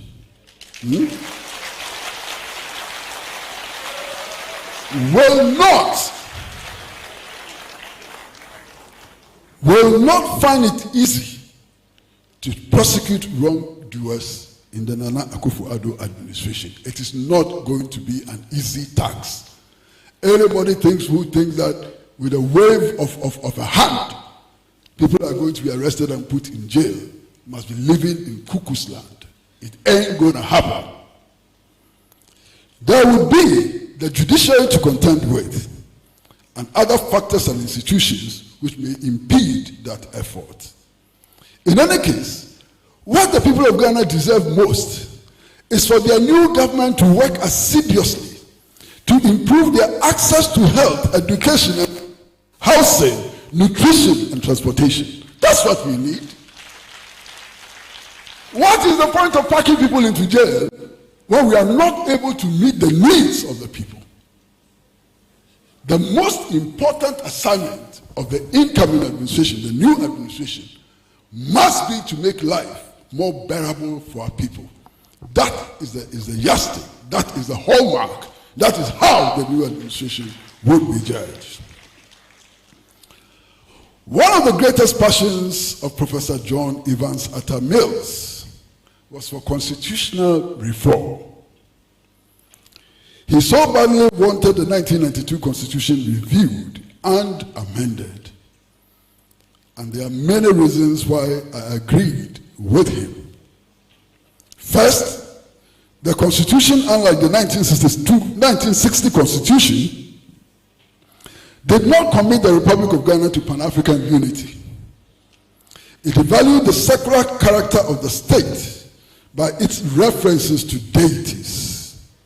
It subverted the practice of democracy by making district and metropolitan chief executives and some members of the assemblies presidential appointees rather than elected officials. The Constitution did not insist that spouses of public officials should declare their assets, and Article 71 office holders were treated like queens and kings in the feudalist era. My problem with this passion was, and still is, that nowhere in history have the poor been protected against the tyranny of the elite by the mere formulation of words on a piece of paper. It has never happened and is not about to happen. As I stated when I appeared before the Professor Mike Okoye Constitutional Review Committee at the Institute of Economic Affairs, no constitution enforces itself. Outcomes depend on how people behave around constitutions, especially the governing elite. Often, calls for review and amendment of constitution are insincere attempts at deflection from misconduct. There is more than enough by way of prescriptions, procedure, and standards of conduct in our constitution for leaders to operate it effectively for the benefit of the people. The main reason we have continual constitutional crisis lies not so much in poor drafting, but in the subservience of our political class to special interests.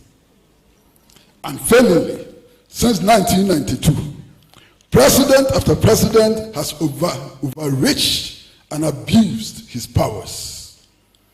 Presidents have turned a blind eye to, or even participate in appointees' reckless dissipation of national resources. Presidents institutional abuse of citizens' democratic rights. Presidents have supported or ignored undemocratic claims and use of state power by traditional authorities. Presidents have ignored police and military violence against citizens, and presidents have facilitated militia violence against citizens. They have also sought on occasion to impose their backward religious beliefs on a secular society. To many, our Supreme Court has also displayed spinelessness in interpreting and applying the Constitution. It has failed to deal with constitutional law as a mechanism through which the powerless can fight the excesses of the bosses in our society. The chairperson, it is my candid view that any attempt at the review of the 1992 Constitution and its amendment ought to focus on 1. Creating a framework for the formation of continental union government. 2. The ownership and exploitation of African resources by and for the African people themselves. 3. Implementing provisions which make the working people masters of their own destiny and reject the rule of the parasitic elite. I had a most revealing encounter with President Mills sometime in 2009. I had been on the morning show of Radio Gold, busily criticizing one of his ministers who I thought was completely out of order. As soon as I left the studio, my phone rang, and it was the president. He asked, "Why are you so viciously attacking the minister?" I tried to explain, but he cut me short and insisted that the minister was a good man.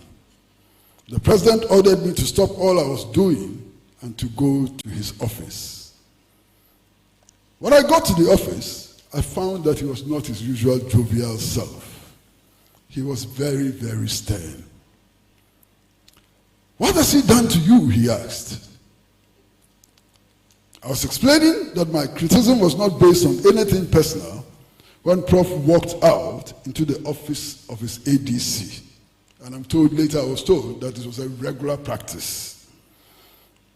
I was busily insisting that the minister's conduct was detrimental to the national interest when the door opened and the minister walked in. Prof Prof looked me in the eye and said, well, President, the minister is here. Now I want you to repeat what you were saying in his absence, in his presence. After listening to both of us, Professor Mills pondered for a while and told the minister, you were wrong and this is your last chance. If you ever misconduct yourself again, I will dismiss you without hesitation.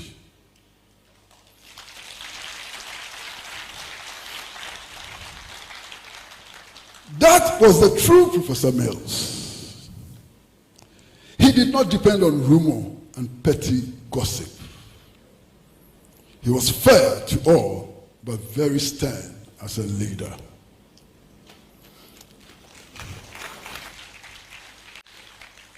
Professor Mills took over the administration of Ghana at a time when the country was in the woods.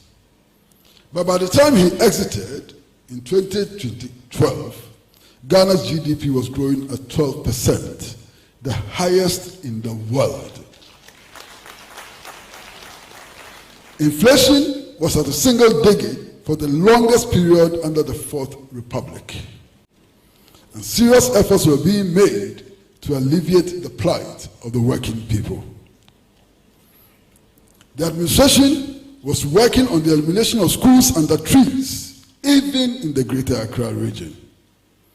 This was the time the government began shaping and implementing policies which give meaning to the constitutional injunction of making education progressively free. There was the supply of free textbooks, a program to provide laptops to teachers and students, free uniforms, and new furniture.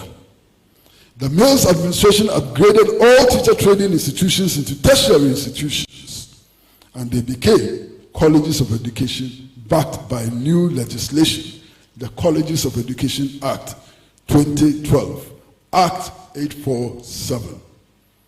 The Mills administration also instituted a policy of establishing universities in all regions without public universities and established the University for Health and Allied Sciences in the Volta region, the University for Energy and Natural Resources in the Dan-Brown-Ahafo region.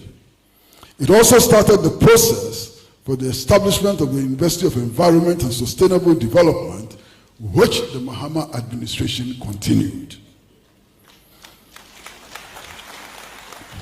His Excellency, President John Dramani Mahama, and the Education Minister, Honorable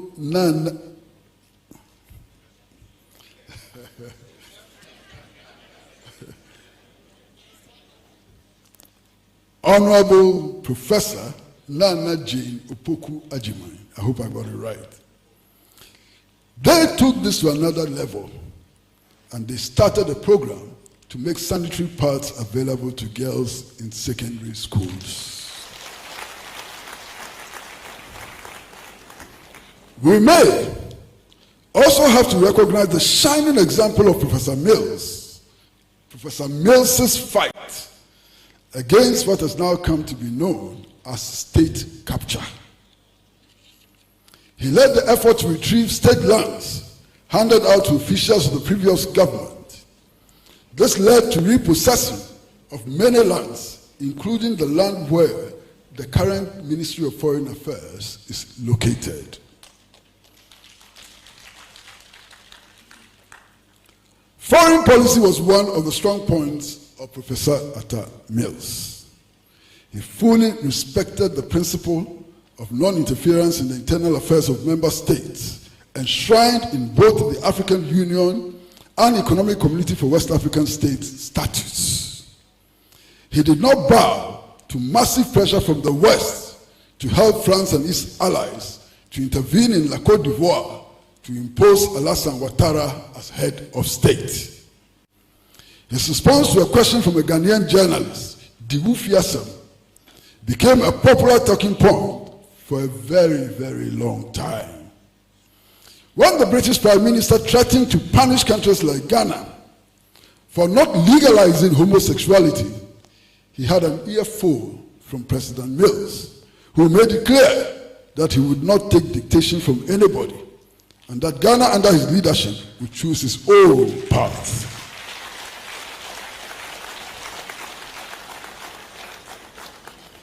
Very early in the Mills administration, I found myself on a 3-man team headed for Havana, Cuba, to explore areas of cooperation. That team was led by Captain Kojo Chikata, and Professor Kofi Awono, who was then a member of the Council of State, was a member of this team. At the meeting with the Central Committee of the Communist Party of Cuba, Comandante Risquet Valdez, who was chairing, said that Cuba was ready to assist Ghana in any field of her competence and requested that President Mills petitions the President of the United States of America to release the Cuban 5 from jail. Nobody on the team saw this as an easy task, and Captain Chikata insisted on handling this complicated task himself.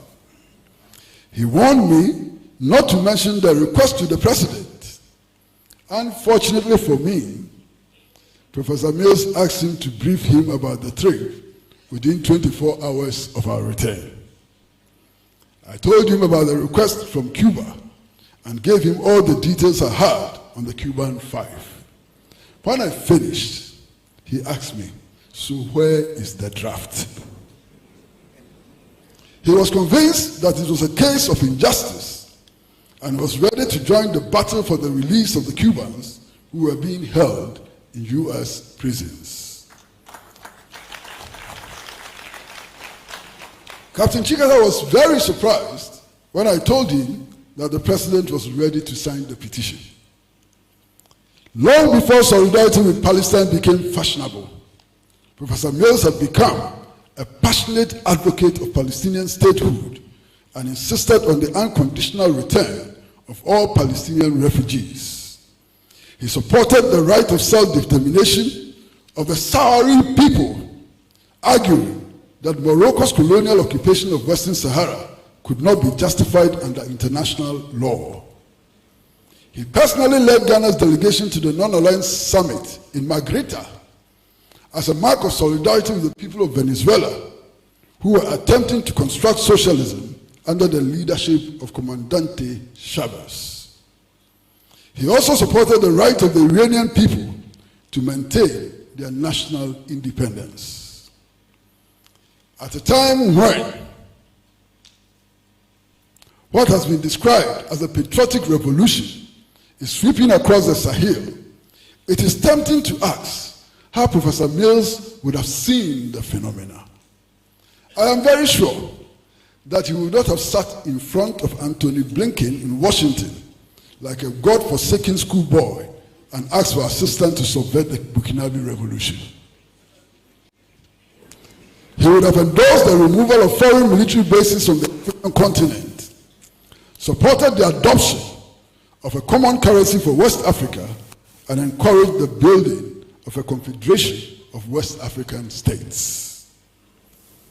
The chairperson, in less than 5 months, Ghana will be going to the polls to elect a president and members of parliament. And I'm going to figure out what Professor Mills would have done if he were the sitting president.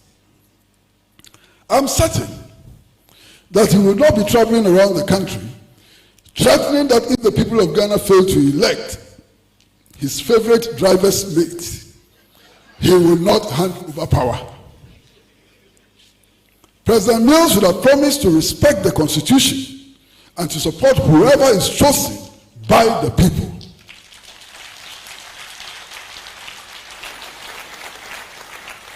He would not be arrogant enough to think that he knows better than the 34 million people of Ghana whose mandate he exercises. Comrades and friends, 12 years after the passing of our dear friend and leader and statesman, Professor John Evans ATTAH Mills, it's important to ponder over what kind of world we want. Certainly, we want a world without a bomb. A world with forces which are wasted on the production of killing machines will be spent on agriculture and to protect our environment. A world in which no child goes to bed on an empty stomach. A world free from disease. A world free from racism. A world in which all forms of exploitation and oppression are liquidated. I submit here and now that that kind of world is not possible under capitalism, or its variant masquerading as social democracy. For us in Africa, that new world will be constructed under the broad banner of scientific socialism and the building of the United States of Africa.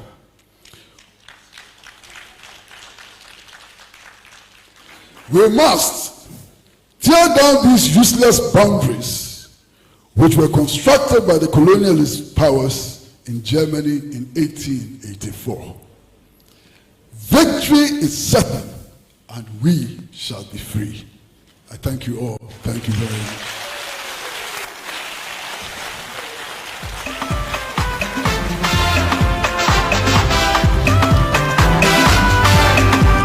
Thank you very much, Comrade Kwesi Pratt.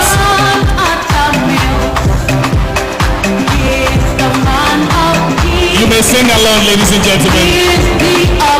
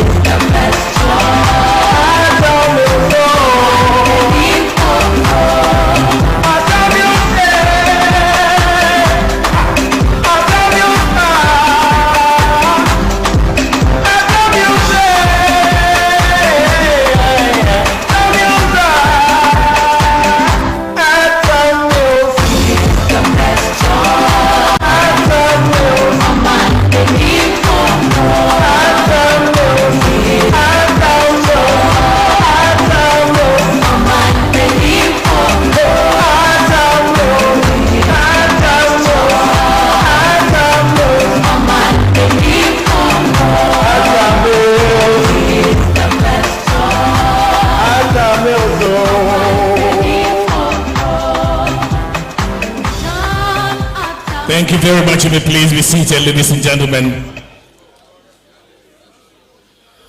Wow. What can I say but to ask you to give him another round of applause?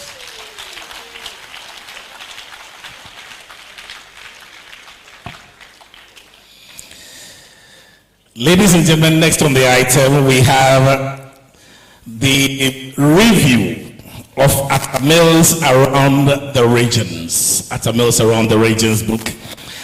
And this gentleman, whom I've been admiring from afar, I don't think we have met before, but I'm telling him today that I admire him from afar because of his stance on many subjects. From the Political Science Department and also a founding director of the Center for European Studies, University of Ghana, Legon. Shall we please put our hands together? Let us welcome Professor Ransford Jampo.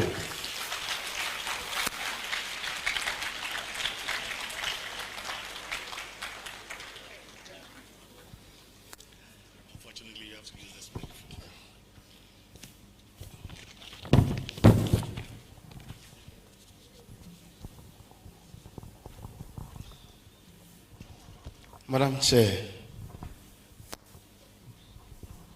Speaker of Parliament, President Mahama, Professor Nana Jane Opoku, Ajiman, distinguished people herein gathered.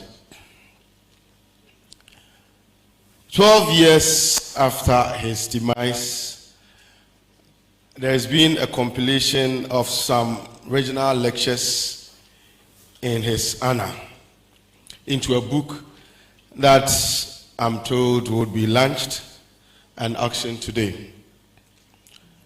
My simple task is to do a 15-minute review of the book titled ATTAH Mills Around the Regions. And it's difficult because everything I want to say has been said by Kwesi Pratt. So I'll try to summarize. Ab initio, President Mills, we all know, was a good man. And the kinds of things chronicled about him in the several regional lectures that have culminated into a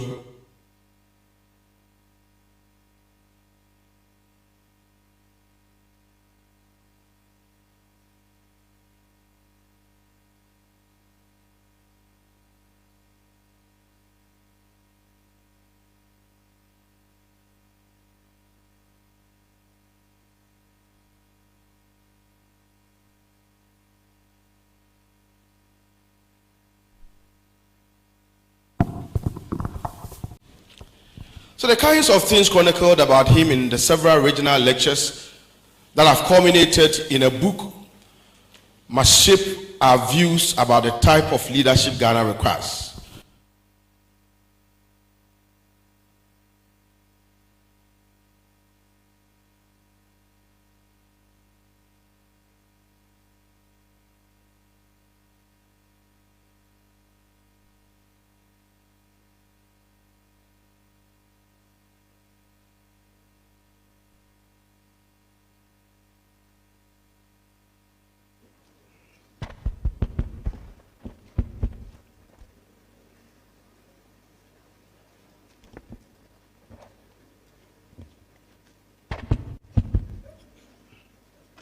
I think I can make do with this one.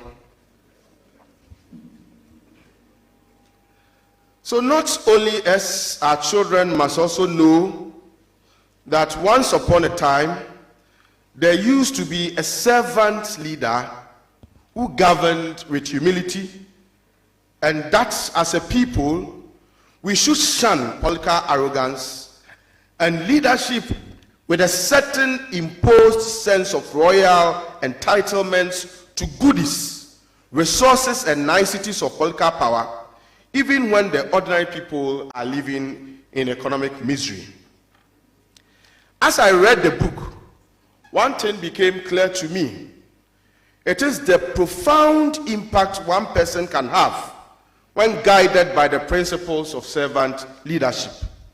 So, please, when we launch the book, kindly buy, not for yourself, but also for your children, so we can all emulate the virtues of humanity, compassion, integrity, peace, and dedication to the collective well-being of all, as can be found in the writings of Professor Mills. But let me say right from the onset that nowhere in the various regional lectures was it said that Professor Mills was a perfect human being and that his government had no problems. As I read the writings, I saw a call being made to the effect that regardless of his challenges as human beings, he did many things well and he had certain values that can be considered as timeless and wealth emulating. So, reading the various lectures, I asked, how did he govern the country? Now, in his own words, once asked to describe his style of governance, this is what Professor Mills had to say. I want to be seen as someone who is truthful, humble, caring, hands-on, and down to earth. I want to be seen as one of the people. I will not be in a 40-car convoy.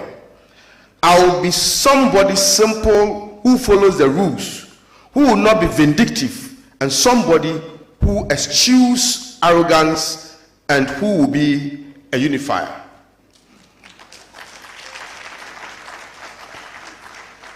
With these words, Professor Mills, as I saw in the various regional lecture series, set out to govern Ghana. And the book, as I reviewed, reveals him as a very calm, peaceful, yet courageous and assertive person.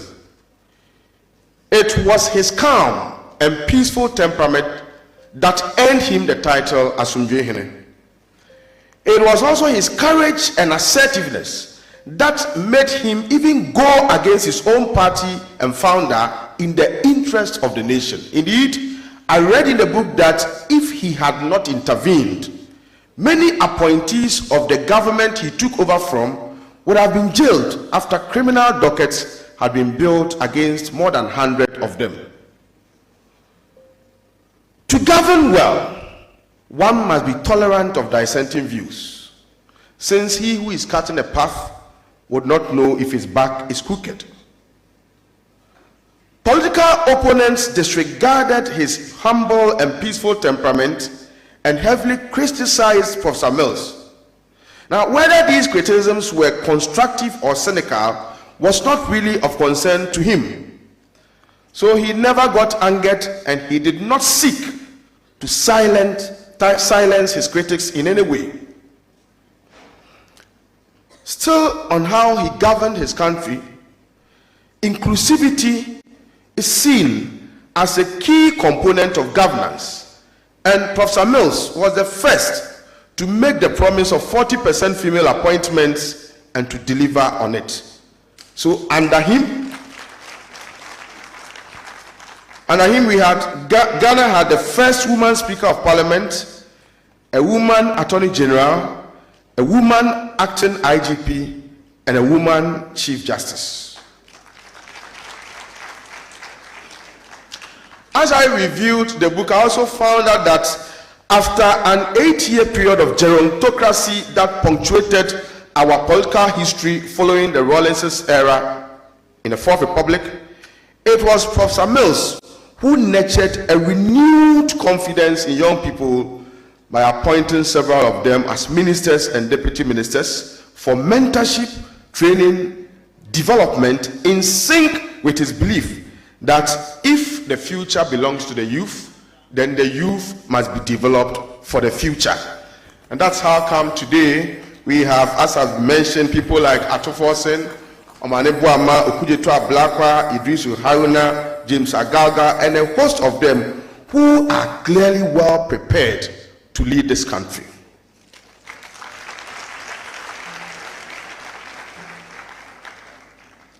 He was committed to the principles of good governance and leadership with time-tested personal values and character of honesty, faith, kind-heartedness. He was forgiving and not vindictive.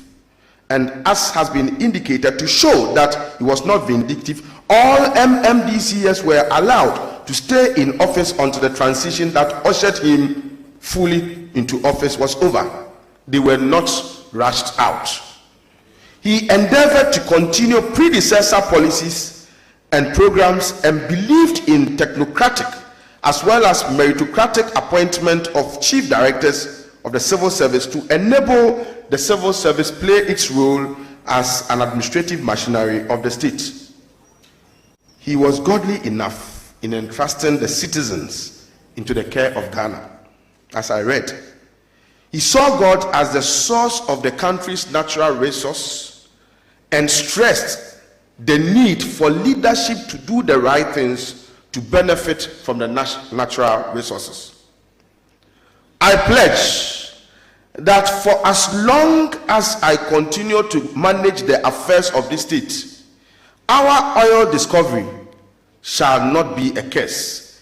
It will be a blessing. As more oil continues to be discovered, God forbid that I prevent the generality of Ghanaians from benefiting from the oil. This is Professor Mills. He was an epitome of the kind of respect and humility that must be shown to all, and in particular one's predecessor. That's how come he boldly acknowledged the works of those who came before him, saluting them at crucial functions like his inaugural speech and the State of Nation addresses, and recognizing their invaluable experiences and deep insight into which he tapped. This brought a certain lowered political tension and helped in his quest for national unity. He was very decent and polite in his political discourse and was quick to admit imperfections. He was always looking forward to building consensus on key national issues. And that's how come the 1992 constitutional review process got started by him. How did he manage the economy? Under his watch, there was sustained reduction in inflation, as has been said, to a single digit of around 9.4, the lowest in 42 years around the time. The cedi got stabilized against major currencies, and there was reduction in our budget deficit to 2% of GDP compared to 14.5% in 2008. He was the one who taught public sector workers deserved to be paid well by introducing the single spine salary structure.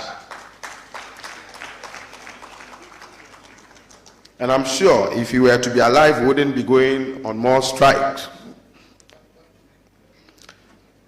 Professor Mills was also the one who brought about the improvement in our revenue mobilization efforts by bringing together the VAT service, the SEPs, and IRS all under an umbrella body, the GRE.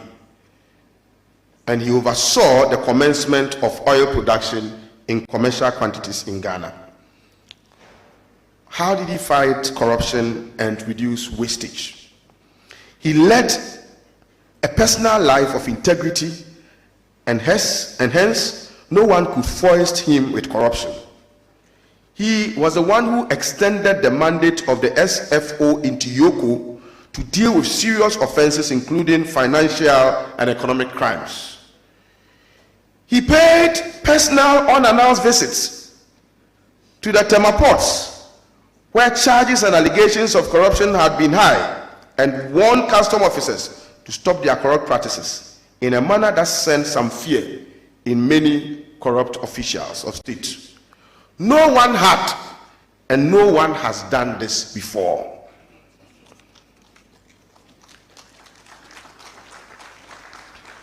He was against opulence and profligacy. So he would not take per diems when he traveled, and he was the one who reviewed Kufuor's arrangements to order some 2 presidential jets for Ghana. He had short convoys when traveling and downsized his ministers from 87 to 73, thereby saving Ghana some millions of dollars every year. And he did all this because of his belief that no one can genuinely lead economic transformation or reform in challenging times if we continue to spend millions of dollars to rent expensive jets, to drive long convoys, and to run a jumbo-sized government. In the educational sector, as I read, we are told he was the one who increased the capitation grants, supplied free uniforms, exercise books, expanded the school feeding programs, where some 320 additional schools were covered, paid tuition fees of teachers pursuing further education via distance learning, established 3 new specialized universities in Ho, Sunyani, and Somenya, converted polytechnics into technical universities, secured funding for building the Eugene MC, the biggest in West Africa, and as an academic, he promoted academic freedom by not initiating acts, by not initiating legislations that interfere with university matters, and in particular the appointment of who becomes our vice chancellor. Now people are making all manner of laws to interfere with academic freedom? I don't understand.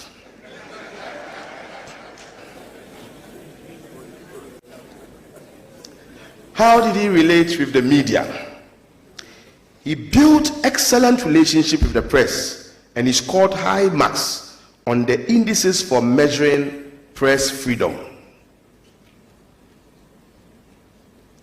So just be thinking about it. Under him, no one had to flee the country to go and seek refuge anywhere. And he continued the Meet the Press series, initiated by his predecessor, and subjected himself to the accountability scrutiny of the press, during which he also demonstrated his excellent sense of humor in a manner that made the media free around him. He established the Media Development Fund to help build the capacity of many journalists. And as I read the book, I also realized that he played a certain role in securing our environment. He cared about the environment and sought to save our depleted ocean from total collapse by advocating for the massification of the science of fisheries for a sustainable transformation of fisheries, of the fisheries subsector. Set up Ghana's first fisheries college, set up the SADA to ensure the development of sustainable agriculture, energy access and rural development for the Northern Ecological Zone, pushed for the passage of several minerals and mining regulations and legislation to ensure that mining contributes to sustainable environment, and was the originator of the Green Ghana project for the implementation of millions of trees. Professor Mills and public service. In the review of the book, and from what we all know, Professor Mills had served well in the public service and had garnered the needed competence and experience for the work he was asked to do by Ghanaians as president. He was an academic with over 25 years teaching experience and research experience, and he mentored and taught several students and faculty, and served as visiting scholar in several universities across the globe.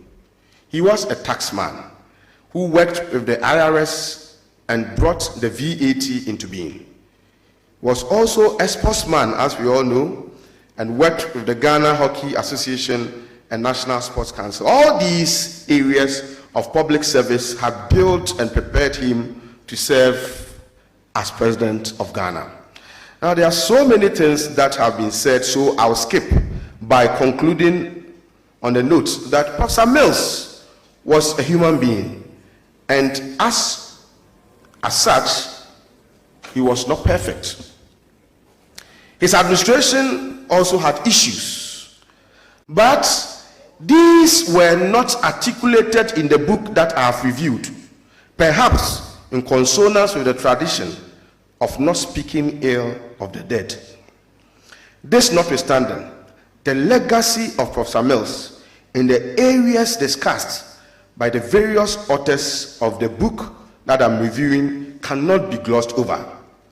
They are worth emulating by all, young and old.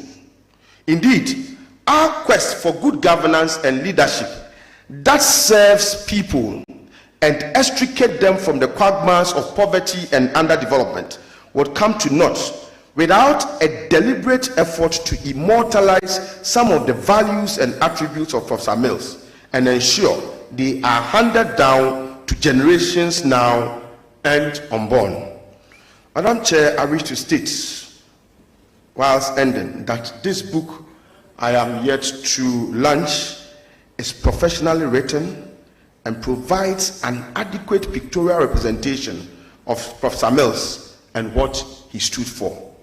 I commend the authors for the great work and salute the editors and all those who managed to put everything together. Lastly, I thank the organizers for the opportunity to do this work on the man I admired the most, and I thank you all for your attention.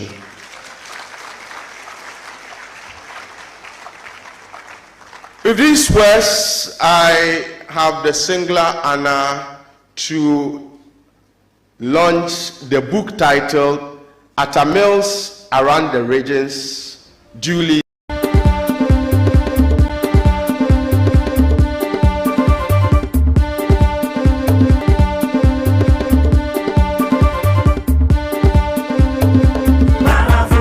truly African. Ha! Hata wodi some look faso.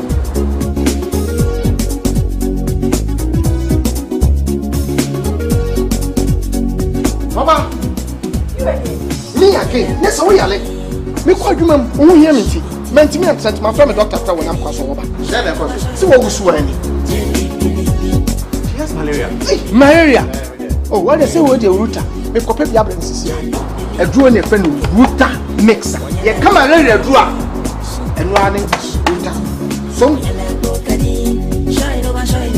Gap trap and the draw ku abaso body ase. Wabo router mixer abaso. Router natural products no ne router mixer. Ya e kutia a treat.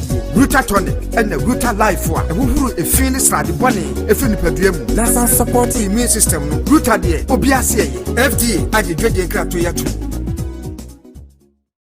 The Akufo-Addo government, which began in 2017, has shown remarkable transformation in the educational sector under the ministerial leadership of Dr. Yao Osei Edochum. The implementation of numerous initiatives in the form of infrastructure development, formulation and implementation of policies and programs such as the free SHS, as well as investments in TVET institutions, STEM schools and basic to secondary schools have resulted in massive transformative achievements. These achievements are expected to empower future generations with essential skills needed for personal growth and national development. In the light of these, I bring you documentaries highlighting the transformative achievement in the educational sector, spearheaded by the Minister for Education, Honorable Dr. Yao Osei Edochum. Watch the Transformation Agenda series on Pan-African TV.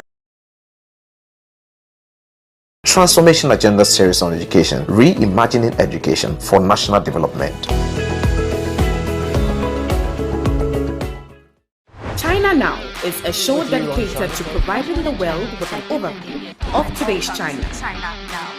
Here, you will learn about how China works, how China thinks, and how China views itself and the rest of the world. Let China not be far away from you anymore.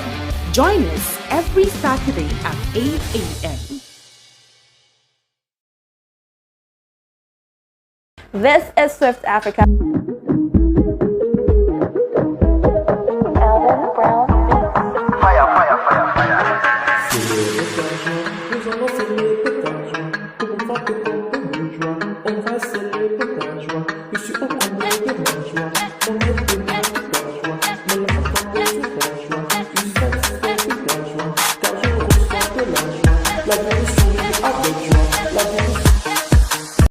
Do we have any Accra Folk supporter here?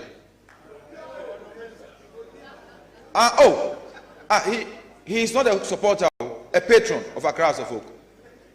Mr. Commander Mensa, Professor Mos was a die in the wolf-phobia. Can any House of Folk supporter give me 40,000 for the second copy? 40,000. Accra Folk, Nyakashpia Hiash. Don't disgrace Professor Mills, Accra House of Folk. Me, I'm Liberty. I'm not House of Folk. I'm now in Stratemin. House of Folk. Never say die. Professor Mills never dies. House of Folk.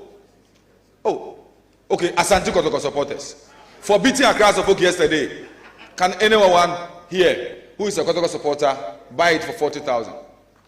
Minimum Kotoko supporter is Mupe show. 40,000. The NDC chairman is a Kotoko supporter, but he doesn't want to buy it for 40,000. General, Kotoko or House of Folk? In fact, the national chairman,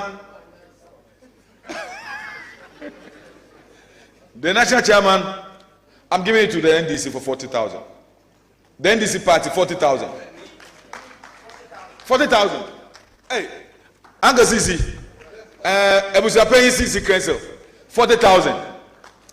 Can you note it for me? No, don't do it. Please, note the names for me, I beg you. 40,000. Yes, I know. National Chairman, Obiaji 40,000, Minister Famra. I should go to Parliament. You see the ex-parliamentarian. We sacked him from parliament. And he's asking us to go to parliament. We shall go to parliament, don't worry. But after the national executive have done their own. Okay, General, National Chairman, 30,000.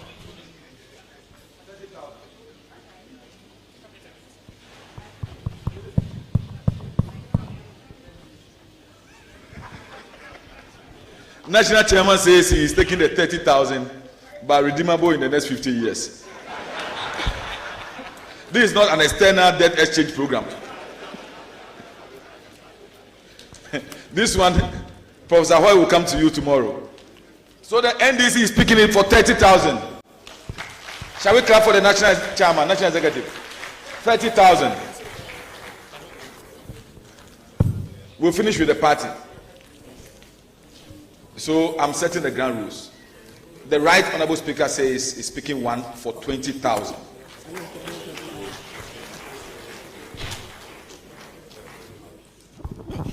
The Right Honorable Speaker says he's speaking for 20,000. 20,000. And he has already supported us. That one we agree. Right Honorable Speaker, should I mention the figure? 20,000. He has already given us 20,000. So in all, it's 40,000. His Excellency, the former president, has already supported the program. He is also buying a copy for 20,000.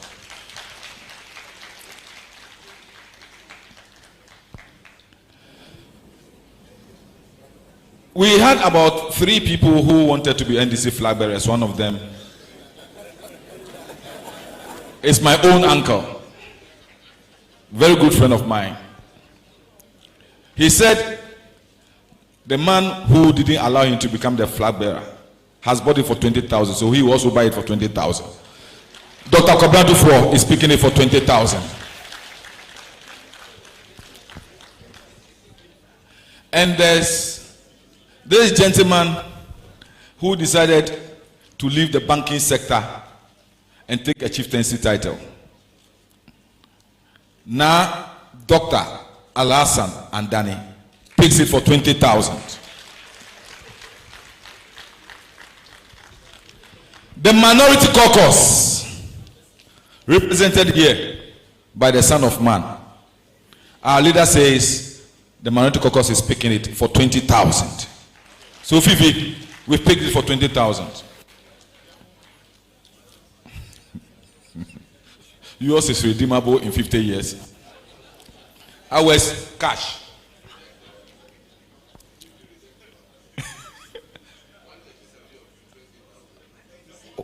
Sammy, a message to the leader. Our boss says 137 of us, 20,000. No. In fact,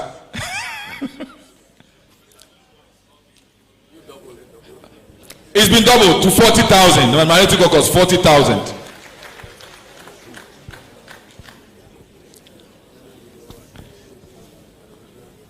Our mother,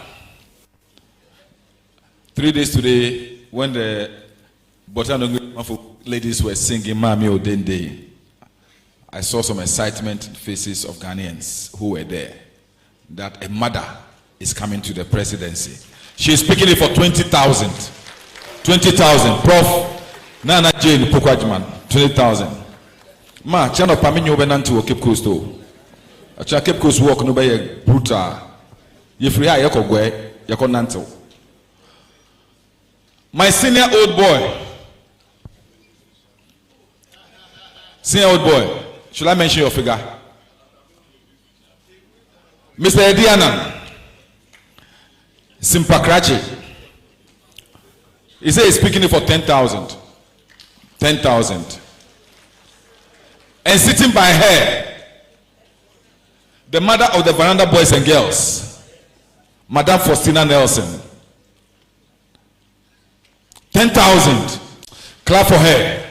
And if I say, Auntie, I believe you know. I will believe you brutal. House of Folk bought it for how much? There are some people here who say, Oli Bobo, Oli Machine, Oli Rosalinda, Oli Konson, Madame Betty Moribisu, Agosu, Enye, Agosu, if you know, you have been relegated, so 5,000. 5,000.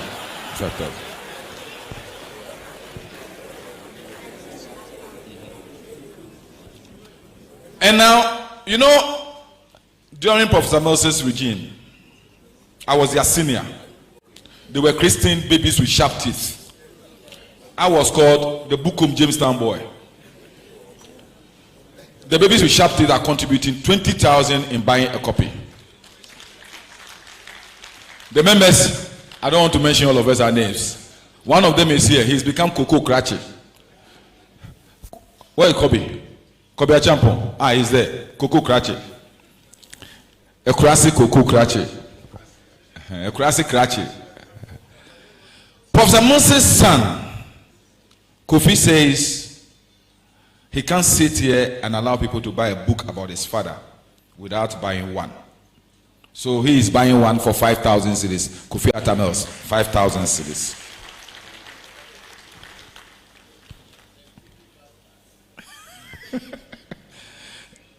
The national chairman is saying if the babies with sharp teeth have bought one, the greedy bastards must also buy one. And the greedy bastards, who was their head? Their head is not here. But there is one here. IDK Adipanke. Nana Sambru Butler. He's part of the greedy bastards. He is here. Nana Butler. Mpacho, one more. 20,000. What's that? 2 for 10. Hey, baby.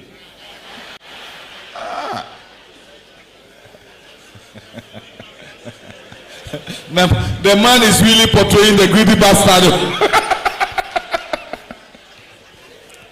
And the Kadma Anota. Anota Baon. What can greedy bastards and pack greedy bastards? What? Oh, no, what's it? 2 for 10. 2 for 10. It's like buying another and Baumia. Dr. Donata Ekaya. Name my instructions brutal ewo Kuku Hill. The main instructions in Pedal San Ha. One for Comrewa. I 50,000. 5,000. Oh, Nansen Russia why a day and Chenankaya and Igakra. Our 5,000 Dr. Donata. He used to be the senior member of our club in Kuku Hill. I have seen that Ambassador Silvanos Tamaklo is dodging. I'm coming to him. But we are, John Domelo, where are you? We are on your land. Elepim Akulugu, you share boundary with John Domelo. You carry this load for him. Bring some 10,000 and come and pick a copy. Elepim. She says she needs money for campaign.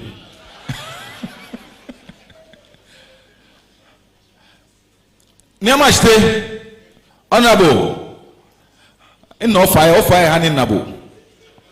Niamashte, OG fire, overlook glasses in and in Nabu, glasses in and Nabu. Oh, glasses in Lewu. On a papa no tema say, actually, Bedi. Okay, laying your fenya or 5,000, 5,000. 5,000. Hello, Bedi, inch of you. Inch no. Okay, 2,000. 2,000. Nyakwa yako mekwe 2,000. Bedi. Every yala yaga ubanale. Ko ya yala fele ba mobo. Asumo esani kwakwa. Bedi next time stand up for MPO no. Ablekuma Central. Aleboje wa. I'm seeing my big sister. Auntie Kia. You know I like you so much. Don't look at Jifa. Don't look at Blanc. Auntie Kia. Auntie Kia. Step Kia, should I come? I should come. I'm coming. Get one to Auntie Kia. Ambassador Kia Senate and so on. All the ambassadors who are here, Jenabe. I've seen some of them. Silvanos, the ambassadors. Give each of them a copy for 2,000 cedis.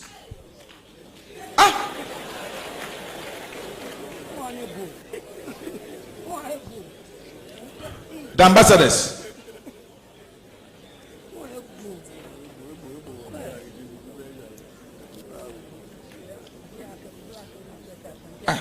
when did Alasa Suhini metamorphose into a media man today?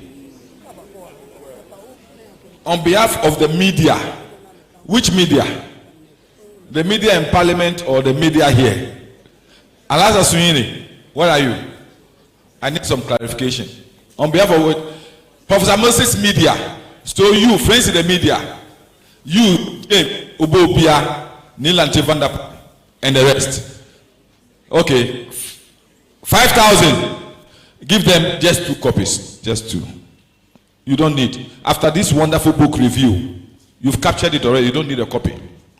We'll give you a soft copy. Now I'm coming down. Oh, Nana, me who? Nana, with the piao. Says I can't over Menshia. Where do you have it? Representing Menshia. Nana in Chichen. Nana, I'm for Embra. Uncle Gia, Uncle Aquaman, Nana Santin in the back. Why? Mr. Julia says 5,000. Ah, me first all say. Omo mutu change na minimum nyina minimum debre o de anya he 3,000 3 o de 3 eye nana enya sa wan ka 3 ameka asem no nana meka asem no o title no meka o menka ama menka etubetu 3 thank you Nana says he will pay the 3 and Kameka. Our Greater Accra Women Organizer, on behalf of all the women organizers, 2,000 at the alley. It's a Felicia. It's a free demonstration. There is a very good friend of mine here, the chairman of the Volta Region NDC. Chairman. Chairman, no, 2,000 is too small. Okay, 2,000. Chairman, 2,000. 3. Thank you. Actually, the chairman, Volta Region chairman, 3,000. By him, he's a businessman. He was a good businessman, the NDC. Mr. Edikwatin, 2,000. 2,000. Mr. Edikwatin, 2,000. 2,000. Ah, I've seen the Greater Accra people here. Where's your chairman? Huh? I should ask the General Secretary. General Secretary, this I should ask you, where's the Greater Accra chairman? On behalf of the Greater Accra chairman, we are buying it for 2,000. Saying, Shikwan why? Gawoyo. Former Greater Accra chairman. I thought they said Greater Accra chairman. They say former chairman. Mr. Joseph Adegoka, Olympiacos. Auntie Betty is Oli. Adegoka is Olympiacos. No, you are Olympics. He is Olympiacos. Olympiacos, 2,000. 2,000. Olympiacos, 2,000.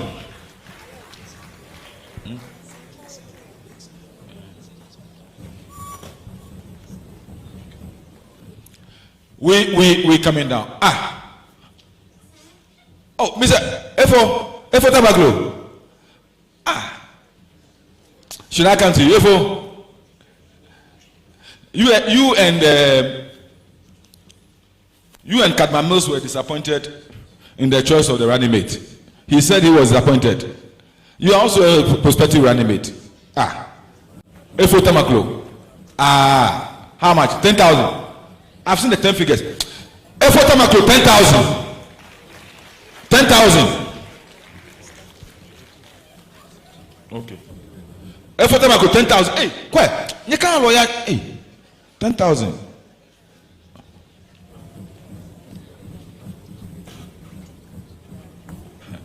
Former national chairman for example. What's it? 5,000. Anna 2,000. 2,000. Oh, former national chairman. Former national chairman. Manfaka can count. Would the million 3 why? 3,000. 3,000 former national chairman, 3,000. Oh, Uncle Spami who? Oh, Dr. Spayangi. Hey. 5,000. 5,000. Dr. Spayanki, 5,000. 5,000. Dr. Spayanki. Kalo yakana kanshika ibajo.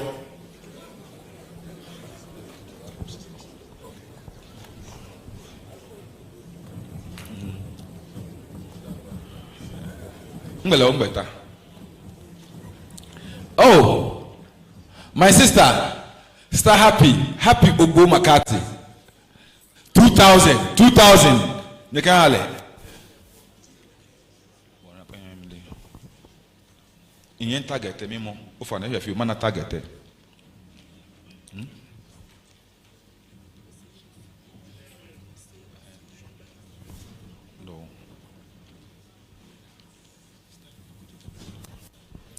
Now we are coming down.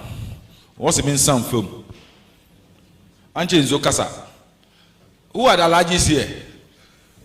If you are allergic, raise your hand. Because of money, no one is an allergy here. You are embarrassing me. We Zongole people.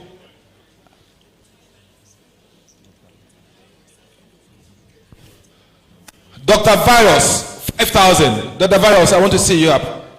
Dr. Virus, can you give me a wave? Dr. Virus. Oh, Doc, thank you very much. 5,000. 5,000. You are sitting with Fuga. Buy one for 1,000. Fuga. Today, plane fare to Kumasi is about 1,000. Oh, don't worry. Yes, Leslie Tamaklu. Dr. Leslie Tamaklu, 10,000. Yeah. 10,000. He has already. Say, I will give you a copy. Add additional copy. Former Chief Executive, Forestry Commission. Doctor. Deputy Chief Executive, Forestry Commission. Who's the name? Okay. Mikasa Ofreme. Dr. Pesa, should I come? Pesa, you say look on lecturers can buy a book. But you do research. Professor Pesa White. The ambassadors.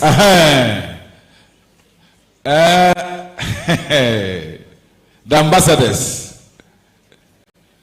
Sir, can I have a wave from all of you? The ambassadors, wave. How much? 10,000. All of them, 10,000. 10,000. The ambassadors, 1,000. There are about 20 there. 10,000. And the generals are also there. The generals. I can see General Drisu, I can see General Kwote, and the rest. The generals. You are still enjoying your this thing, so don't worry. Once a general, always a general. Generals, ofane over enye. General Drisu, now 10,000. All of you, the generals, 10,000. 10,000. All the generals. Please write General Drisu and General Kwote's name. I will demand the money from them. General Blay is also there. He's going to pay for the ambassadors and pay for the generals. Okay, now I'm coming down to Yang. Mr. Ebisafi Anka, you gave me a wave. Former Director of Operations. Choboy. Yeah, Kukuyo. He was our senior prefect. Ebis, Enyakeba.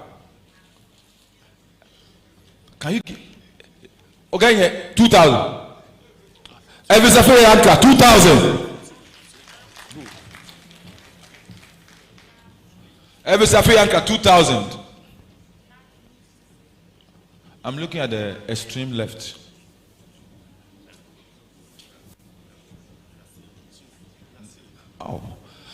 Honorable Ture Naza, my deputy in the Greater Accra Caucus, MP for Ayawaso East. 2,000. Naza Ture. Alhaji Naza Ture. Inagege. Kanananga. Yawuche.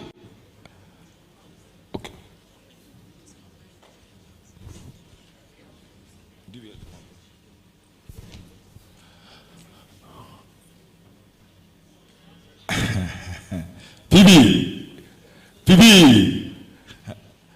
He used to be my top defender in the Dons Club at the University of Ghana, soccer. Mr. Prosper Bani. So for Ghana, 2000. 5. Clap for Mr. Bani. Dr. Prosper Bani, 5,000. I've got a message from Mr. Honorable Moses Asaga. Honorable Moses Asaga, please, they say you say 2,000. I will not agree. I will not agree. Right now, VSOP is 2,000. And you've refused to bring VSOP for the past 6 months. So, 3,000. Moses Asaga, 3,000. Give him a copy. 3,000.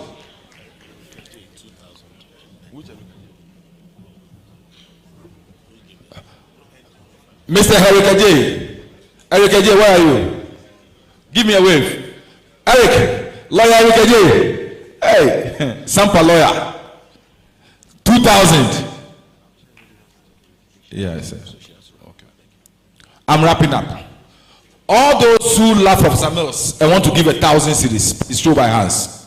1,000 cedis. 1,000. 1,000. Nana. 1,000. Nana, please hurry up. Give Oma Nana Kurai. 1,000. Jifa. 1,000. 1,000. 1,000. 1,000. No one year want to know one year scan on my eye. Mikubu akonte. 1,000. Masa DVLA 5,000. DVLA 2,000. DVLA 2,000. Hurry up. DVLA 2,000. Former boss DVLA. Oh, former GPHA. Mr. Namo 2,000. So DVLA 2,000. GPHA 2,000. Work or competition. Hurry up. 1,000 phone them in Jahomagio, Mr. Staff of Honorable Kudoto Blakwa, 1,000 cities. 1,000 cities. 1,000 cities. The guys will do the investigation with. They are good boys. 1,000 cities. Hey, the fake JM. 1,000. Sir, you know he's a fake JM. You know. I've told him to keep fake around the JM in case of eventuality. But he has a business point.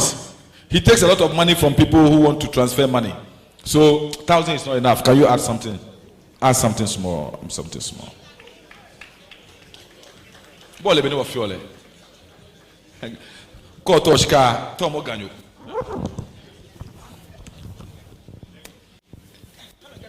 Get my copy. Take my copy. PC for Ududu. PC for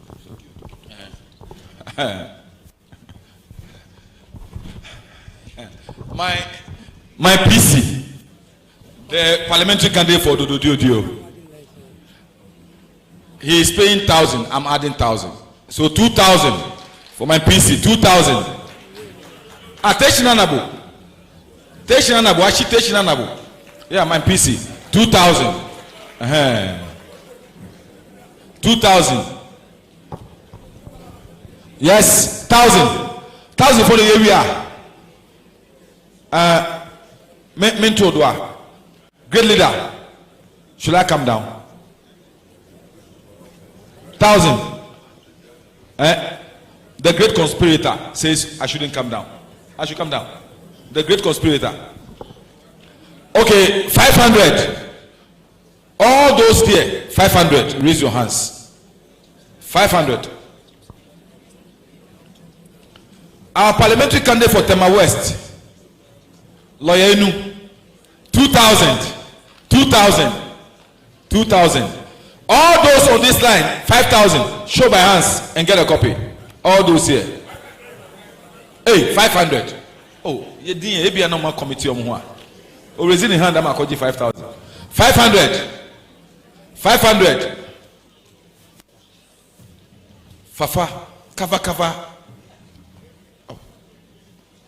Me come in touch kana kan. Ma ofa na ke yo shikata mo wa. Ayite. 1,000. Reverend Professor and Mrs. Ayite, 1,000 Ghana cedis. I've mentioned that one already. All those here, 500, raise your hands. 500. Okay, I'm leaving the stage now. If you want a copy, you see the beautiful ladies for 5,000. If you see those in yellow, 500. If you see those in white, 600. 500. Okay. Okay, because of the domestic debt exchange program, 500 is the limit. 500. 500. Hey, say Baba Kumensa. Yes, boss. Me who? Give him a copy for me. Give him a copy. Dr. Piakubi, should I give you a copy? 500. Copy. Yes. Just give it and take the money.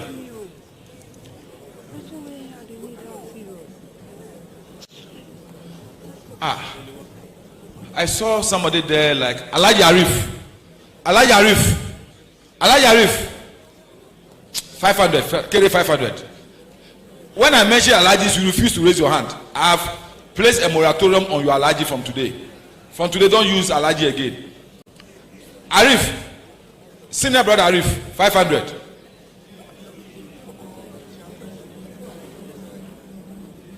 Alaji Amadou Sorogo, Madina for Sorogo, what is he? Sorogo for Madina. But you think you know go buy some? Buy some first. Disappointed parliamentary candidate. Buy some. You think you go MC for nothing? He has paid his money, 500. Okay, fine. I'm ending. Pia crying. Dr. Pia crying, where is he? I have not seen him. Where is he? Dr. Pia crying. Minister for Works. Oh, I didn't see you because you were sitting by him. Okay, 1,000.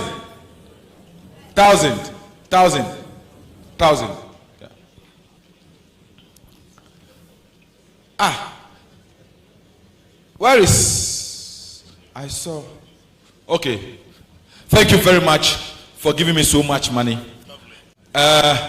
What you give me will not be able to pay for the printing. So in case we need more money, we shall come to you. Don't forget, this John Evans ATTAH Mills Memorial Heritage depends on your love for Professor Mills. Thank you. God bless you all.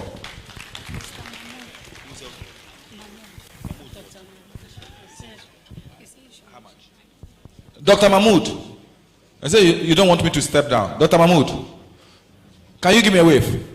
Oh, Elijah Mahmood, former chairman for Anyaso Otum constituency. Elijah, now, as for you, you have about 6 filling stations. So these days that the price of petrol is going up.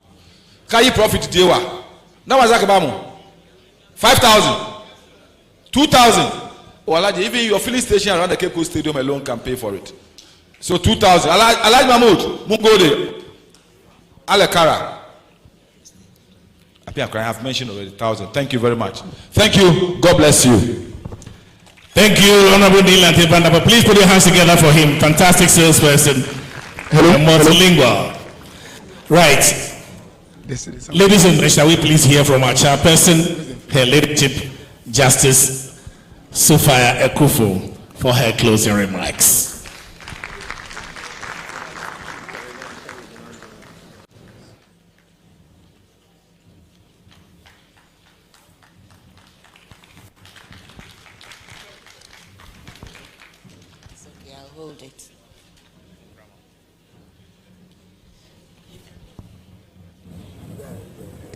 Excellency, the President of the Republic of Ghana, Your Excellency, the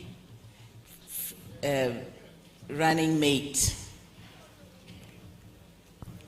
of the NDC. I think quite a number of people have already left. National Chairman of the NDC. I think I will, I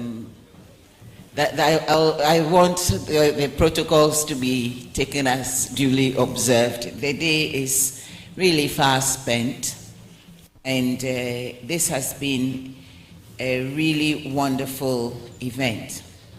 I wish to thank in particular Mr. Kwesi Pratt for the very, very edifying presentation on various aspects of the person we know as President John Evans Atta Mills. And for some of us, we still in our hearts know him fondly as Prof. Mills. Thank you very much, Mr. Pratt, for the revelations and for the analysis that you gave us. There are various aspects of the late president that I was not so much aware of, but in summary, I think I was right in the fact that he was a kind person and an intrinsically good person. There's so many ways we could describe him, and words like good and kind seem rather lame, but they are so heartfelt, and simple though they are, they simply reflect the simple person that he was. A president who delighted in the simplicity of exercising his presidential position. Simple honesty, simple integrity, and this is what I think quite a lot of us have been missing, and we hope to see in the future. And I like the presentation, or the imaginary presentation, of what President Mills would say and do now. And all I can say is that let us think about it and let us pray over it. Thank you all very much, and thank you all for your attention and being here. Thank you. Thank you, Your Leadership. Before my sister Daniela Matthias comes to give us a vote of thanks, let me share this with you. Distinguished ladies and gentlemen, you all agree with me that Africa is blessed, and Ghana is very, very blessed. Now, once in a while, the Almighty Father in His wisdom sends us a gift. If the nation accepts the gift, it blooms. If it rejects the gift, it withers. One such gift is Osajefo Dr. Kwame Nkrumah. Another such gift is Chalmers Rawlings. Another such gift is Professor J.E.A. Mills. Now, this fine gentleman was gifted to us, and for some reason, we let the gift fall. And then we started withering, we started suffering. Fortunately, the Almighty Father in His wisdom is giving us another opportunity.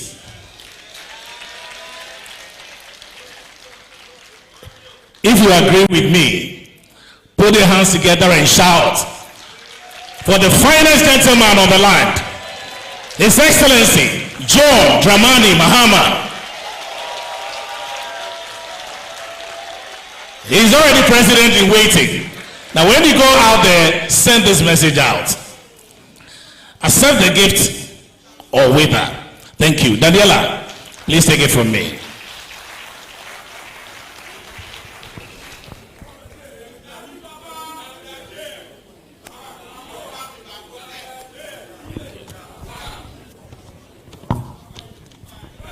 His Excellency, the incoming President of the Republic of Ghana, Her Excellency, the incoming Vice President of the Republic of Ghana, all protocol duly observed. On behalf of the Board of Directors of JEA Mills Memorial Heritage, we give special thanks to God Almighty for His grace and mercies. Our heartfelt appreciation goes to those who contributed to making today's program a success. We are particularly grateful to Her Ladyship, the former Chief Justice Sophia Kufu, for diligently and elegantly steering today's event to a successful conclusion. We are grateful to our irrepressible keynote speaker, the Venerable Kwesi Pratt Jr., for telling it as it is and situating President Mills in the appropriate context. We are grateful to our book reviewer, Professor Ransford Jampo, for doing justice to the book ATTAH Mills Around the Regions in his review. We thank the incoming presidents, John Dramani Mahama, and incoming vice president, Professor Nana Jane Opoku Ajiman, for the honor of their august presence. And how can we forget our indefectible auctioneer, Honorable Nilante Vanderpoy, for expertly and professionally selling almost all the copies of the ATTAH Mills Around the Region books that we brought here. And we thank all those who bought copies of the book in the hope that they have helped us recover at least the cost of its production. Finally, we would like to convey our gratitude to everyone here, Madam Vice Chancellor, everyone who have made this program brought this program to a very good success. Thank you all, and may God grant us a safe journey to our various homes. Thank you, and good night to everybody. Thank you very much for our Islam prayers. Please stay. Let the flag bearer leave. Other dignitaries will leave before we leave.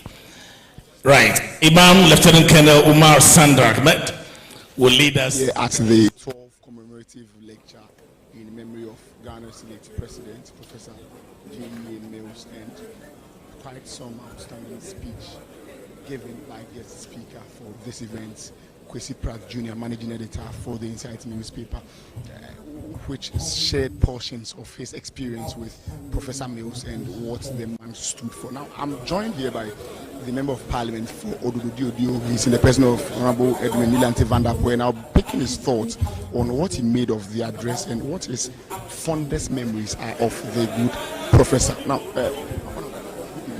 good evening.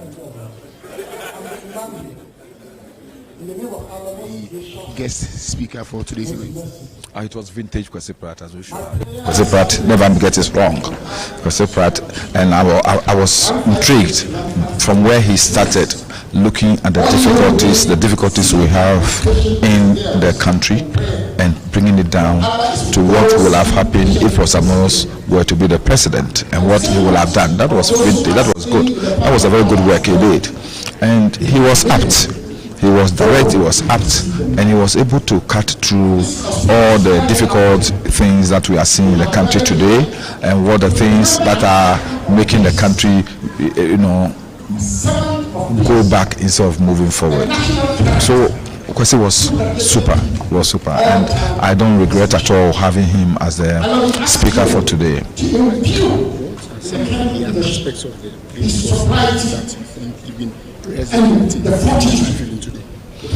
Well, I don't think the things that Professor Mills stand for can be seen in today's government. Virtually is the opposite. This government is corrupt. Professor Mills hated corruption. This government is arrogant. Professor Mills was a very humble. This government virtually does everything with impunity. Professor Mills was somebody who believed in caring for the people, who believe in doing things by the constitution and by the laws of this country. Professor Mills was caring. This government is not caring. Professor Mills never practiced but family and friend government. This government, Professor Mills was against state capture. This government is involved in state capture, and so many things. And what we can say is that Professor Mills was somebody who epitomizes servant leadership. This government is not like that. So this government is totally at variance with the ideals and the objectives of Professor Mills. So one last question before you. As your party prepares to prosecute this year's election, what message are you carrying, fighting on the tenets that the man...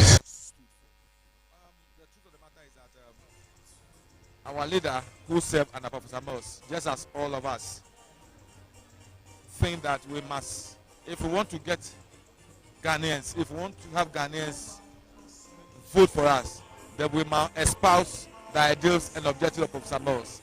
And it's important that we all take to that. Once we continue to be humble, we continue to care for the people, we continue to show love for the people will definitely vote for us and not money. They will always be around with us. They will always love to have us in government. And that's what we should do.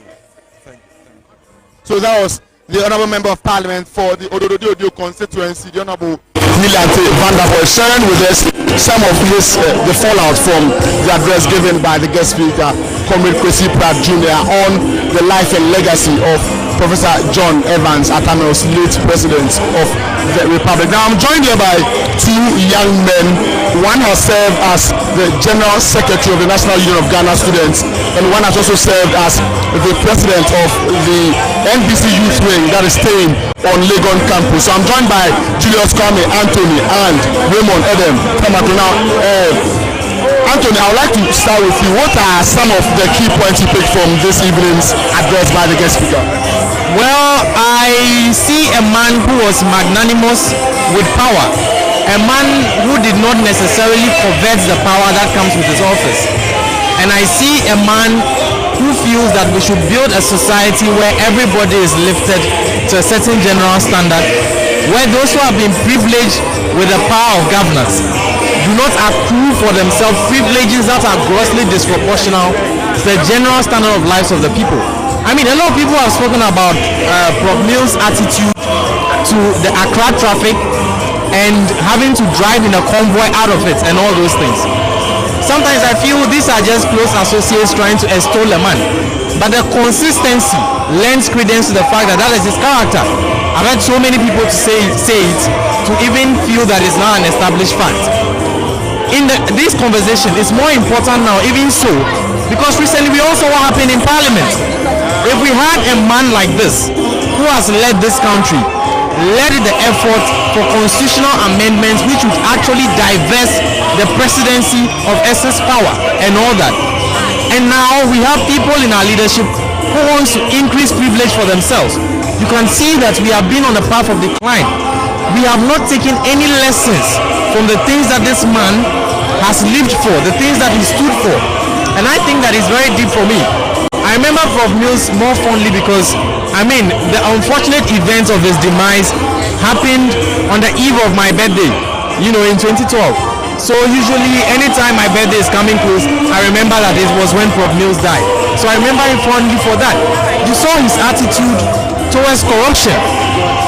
For a very long time now, we have had presidents, the current president, even scared to speak on the topic of corruption, even scared to speak about the members of his government and their attitude, where obvious acts of corruption happen under his administration. You saw the situation of Cecilia Dapa. How does a person have $1 million in cash in their rooms? Then the president comes out, the first thing he says is that you'll be out of it. That's the first thing the president says. The attitude of Prof. Mills is lost in the present dispensation, and I think that we as a people must be rethinking how we can recollect those values. We have an opportunity in the coming election to reassert those values. look at the reports from Fitch on the media, that the current president actually impedes the work of the media by stifling their works. Those would not be the records of Professor Mills. And so I'll tell people, anybody who is an admirer of him, he's admired across the aisle. Going forward as a society, we are going into a major election for that matter. When you are going to make this choice, ask yourself, what would Professor Mills have said? What would he have done? What would have been his attitude towards this and that? And vote. For me, one of the things I would take from this lecture is that magnanimity, that love for country, that selflessness, non-covetousness towards the powers that come with the office of presidency, and less privileges for self and improving the people of Ghana. And I'm very grateful to be here. Thank you. What are your thank you very much. And so what I would say is very simple. There is a simple saying that goes that posterity is the best vindicator of time. And so I can say that during his prime, when he was president of the Republic, while I may not have been involved, while I may not have been inclined, while I may have been young, today I can stand as a testament of the kind of caliber of person Prof. Mills was, the kind of leadership he brought to Ghana, his compassion, selflessness, his inclination towards the good people of Ghana, his commitment to see a developed nation, his commitment to see a certain liberation of his people, his commitment to bring development to every nook and cranny, every individual, every ordinary Ghanaian. Now, one of my fondest memories was when he stormed the customs division. You could see the compassion, the integrity, the candor, the zest, the passion with which he served his people. A man who fought in all ways against corruption. A man who ensured that the common good of the people at all times is being preserved. And so that is the kind of person he was, and that is the person we must all strive. That is the kind of person we must all derive our motivation from and aspire to become like. And so that is my very little I can contribute to the conversation. Right, Raymond, I'm very grateful, Raymond. Like this has been the 12th commemorative lecture in memory of Professor J.E.A. Mills, and we are live here at the CD Conference Center here on the campus of University of Ghana, Legon, and we've been picking the thoughts of some attendees of today's events. Of course, there was some very outstanding lecture given by Comrade Kwesi Pratis, the managing editor for the Inside newspaper, and he eulogized Professor Mills. He in fact extolled the values for which the man stood for, and that is what we are here today to commemorate. This has been, of course, the 12th commemorative lecture in honor of Professor J.E.A. Mills, held by the ATTAH Mills Heritage, the Professor J.E.A. Mills Heritage. Now, we are live on Pan-African Television. Don't change your channel because there's more upcoming on the channel. But for the event of the 12th commemorative lecture in honor of Ghana's former president, Professor John Evans ATTAH Mills, this is how I say goodbye to you. My name is Gregory Pilkington Amwa.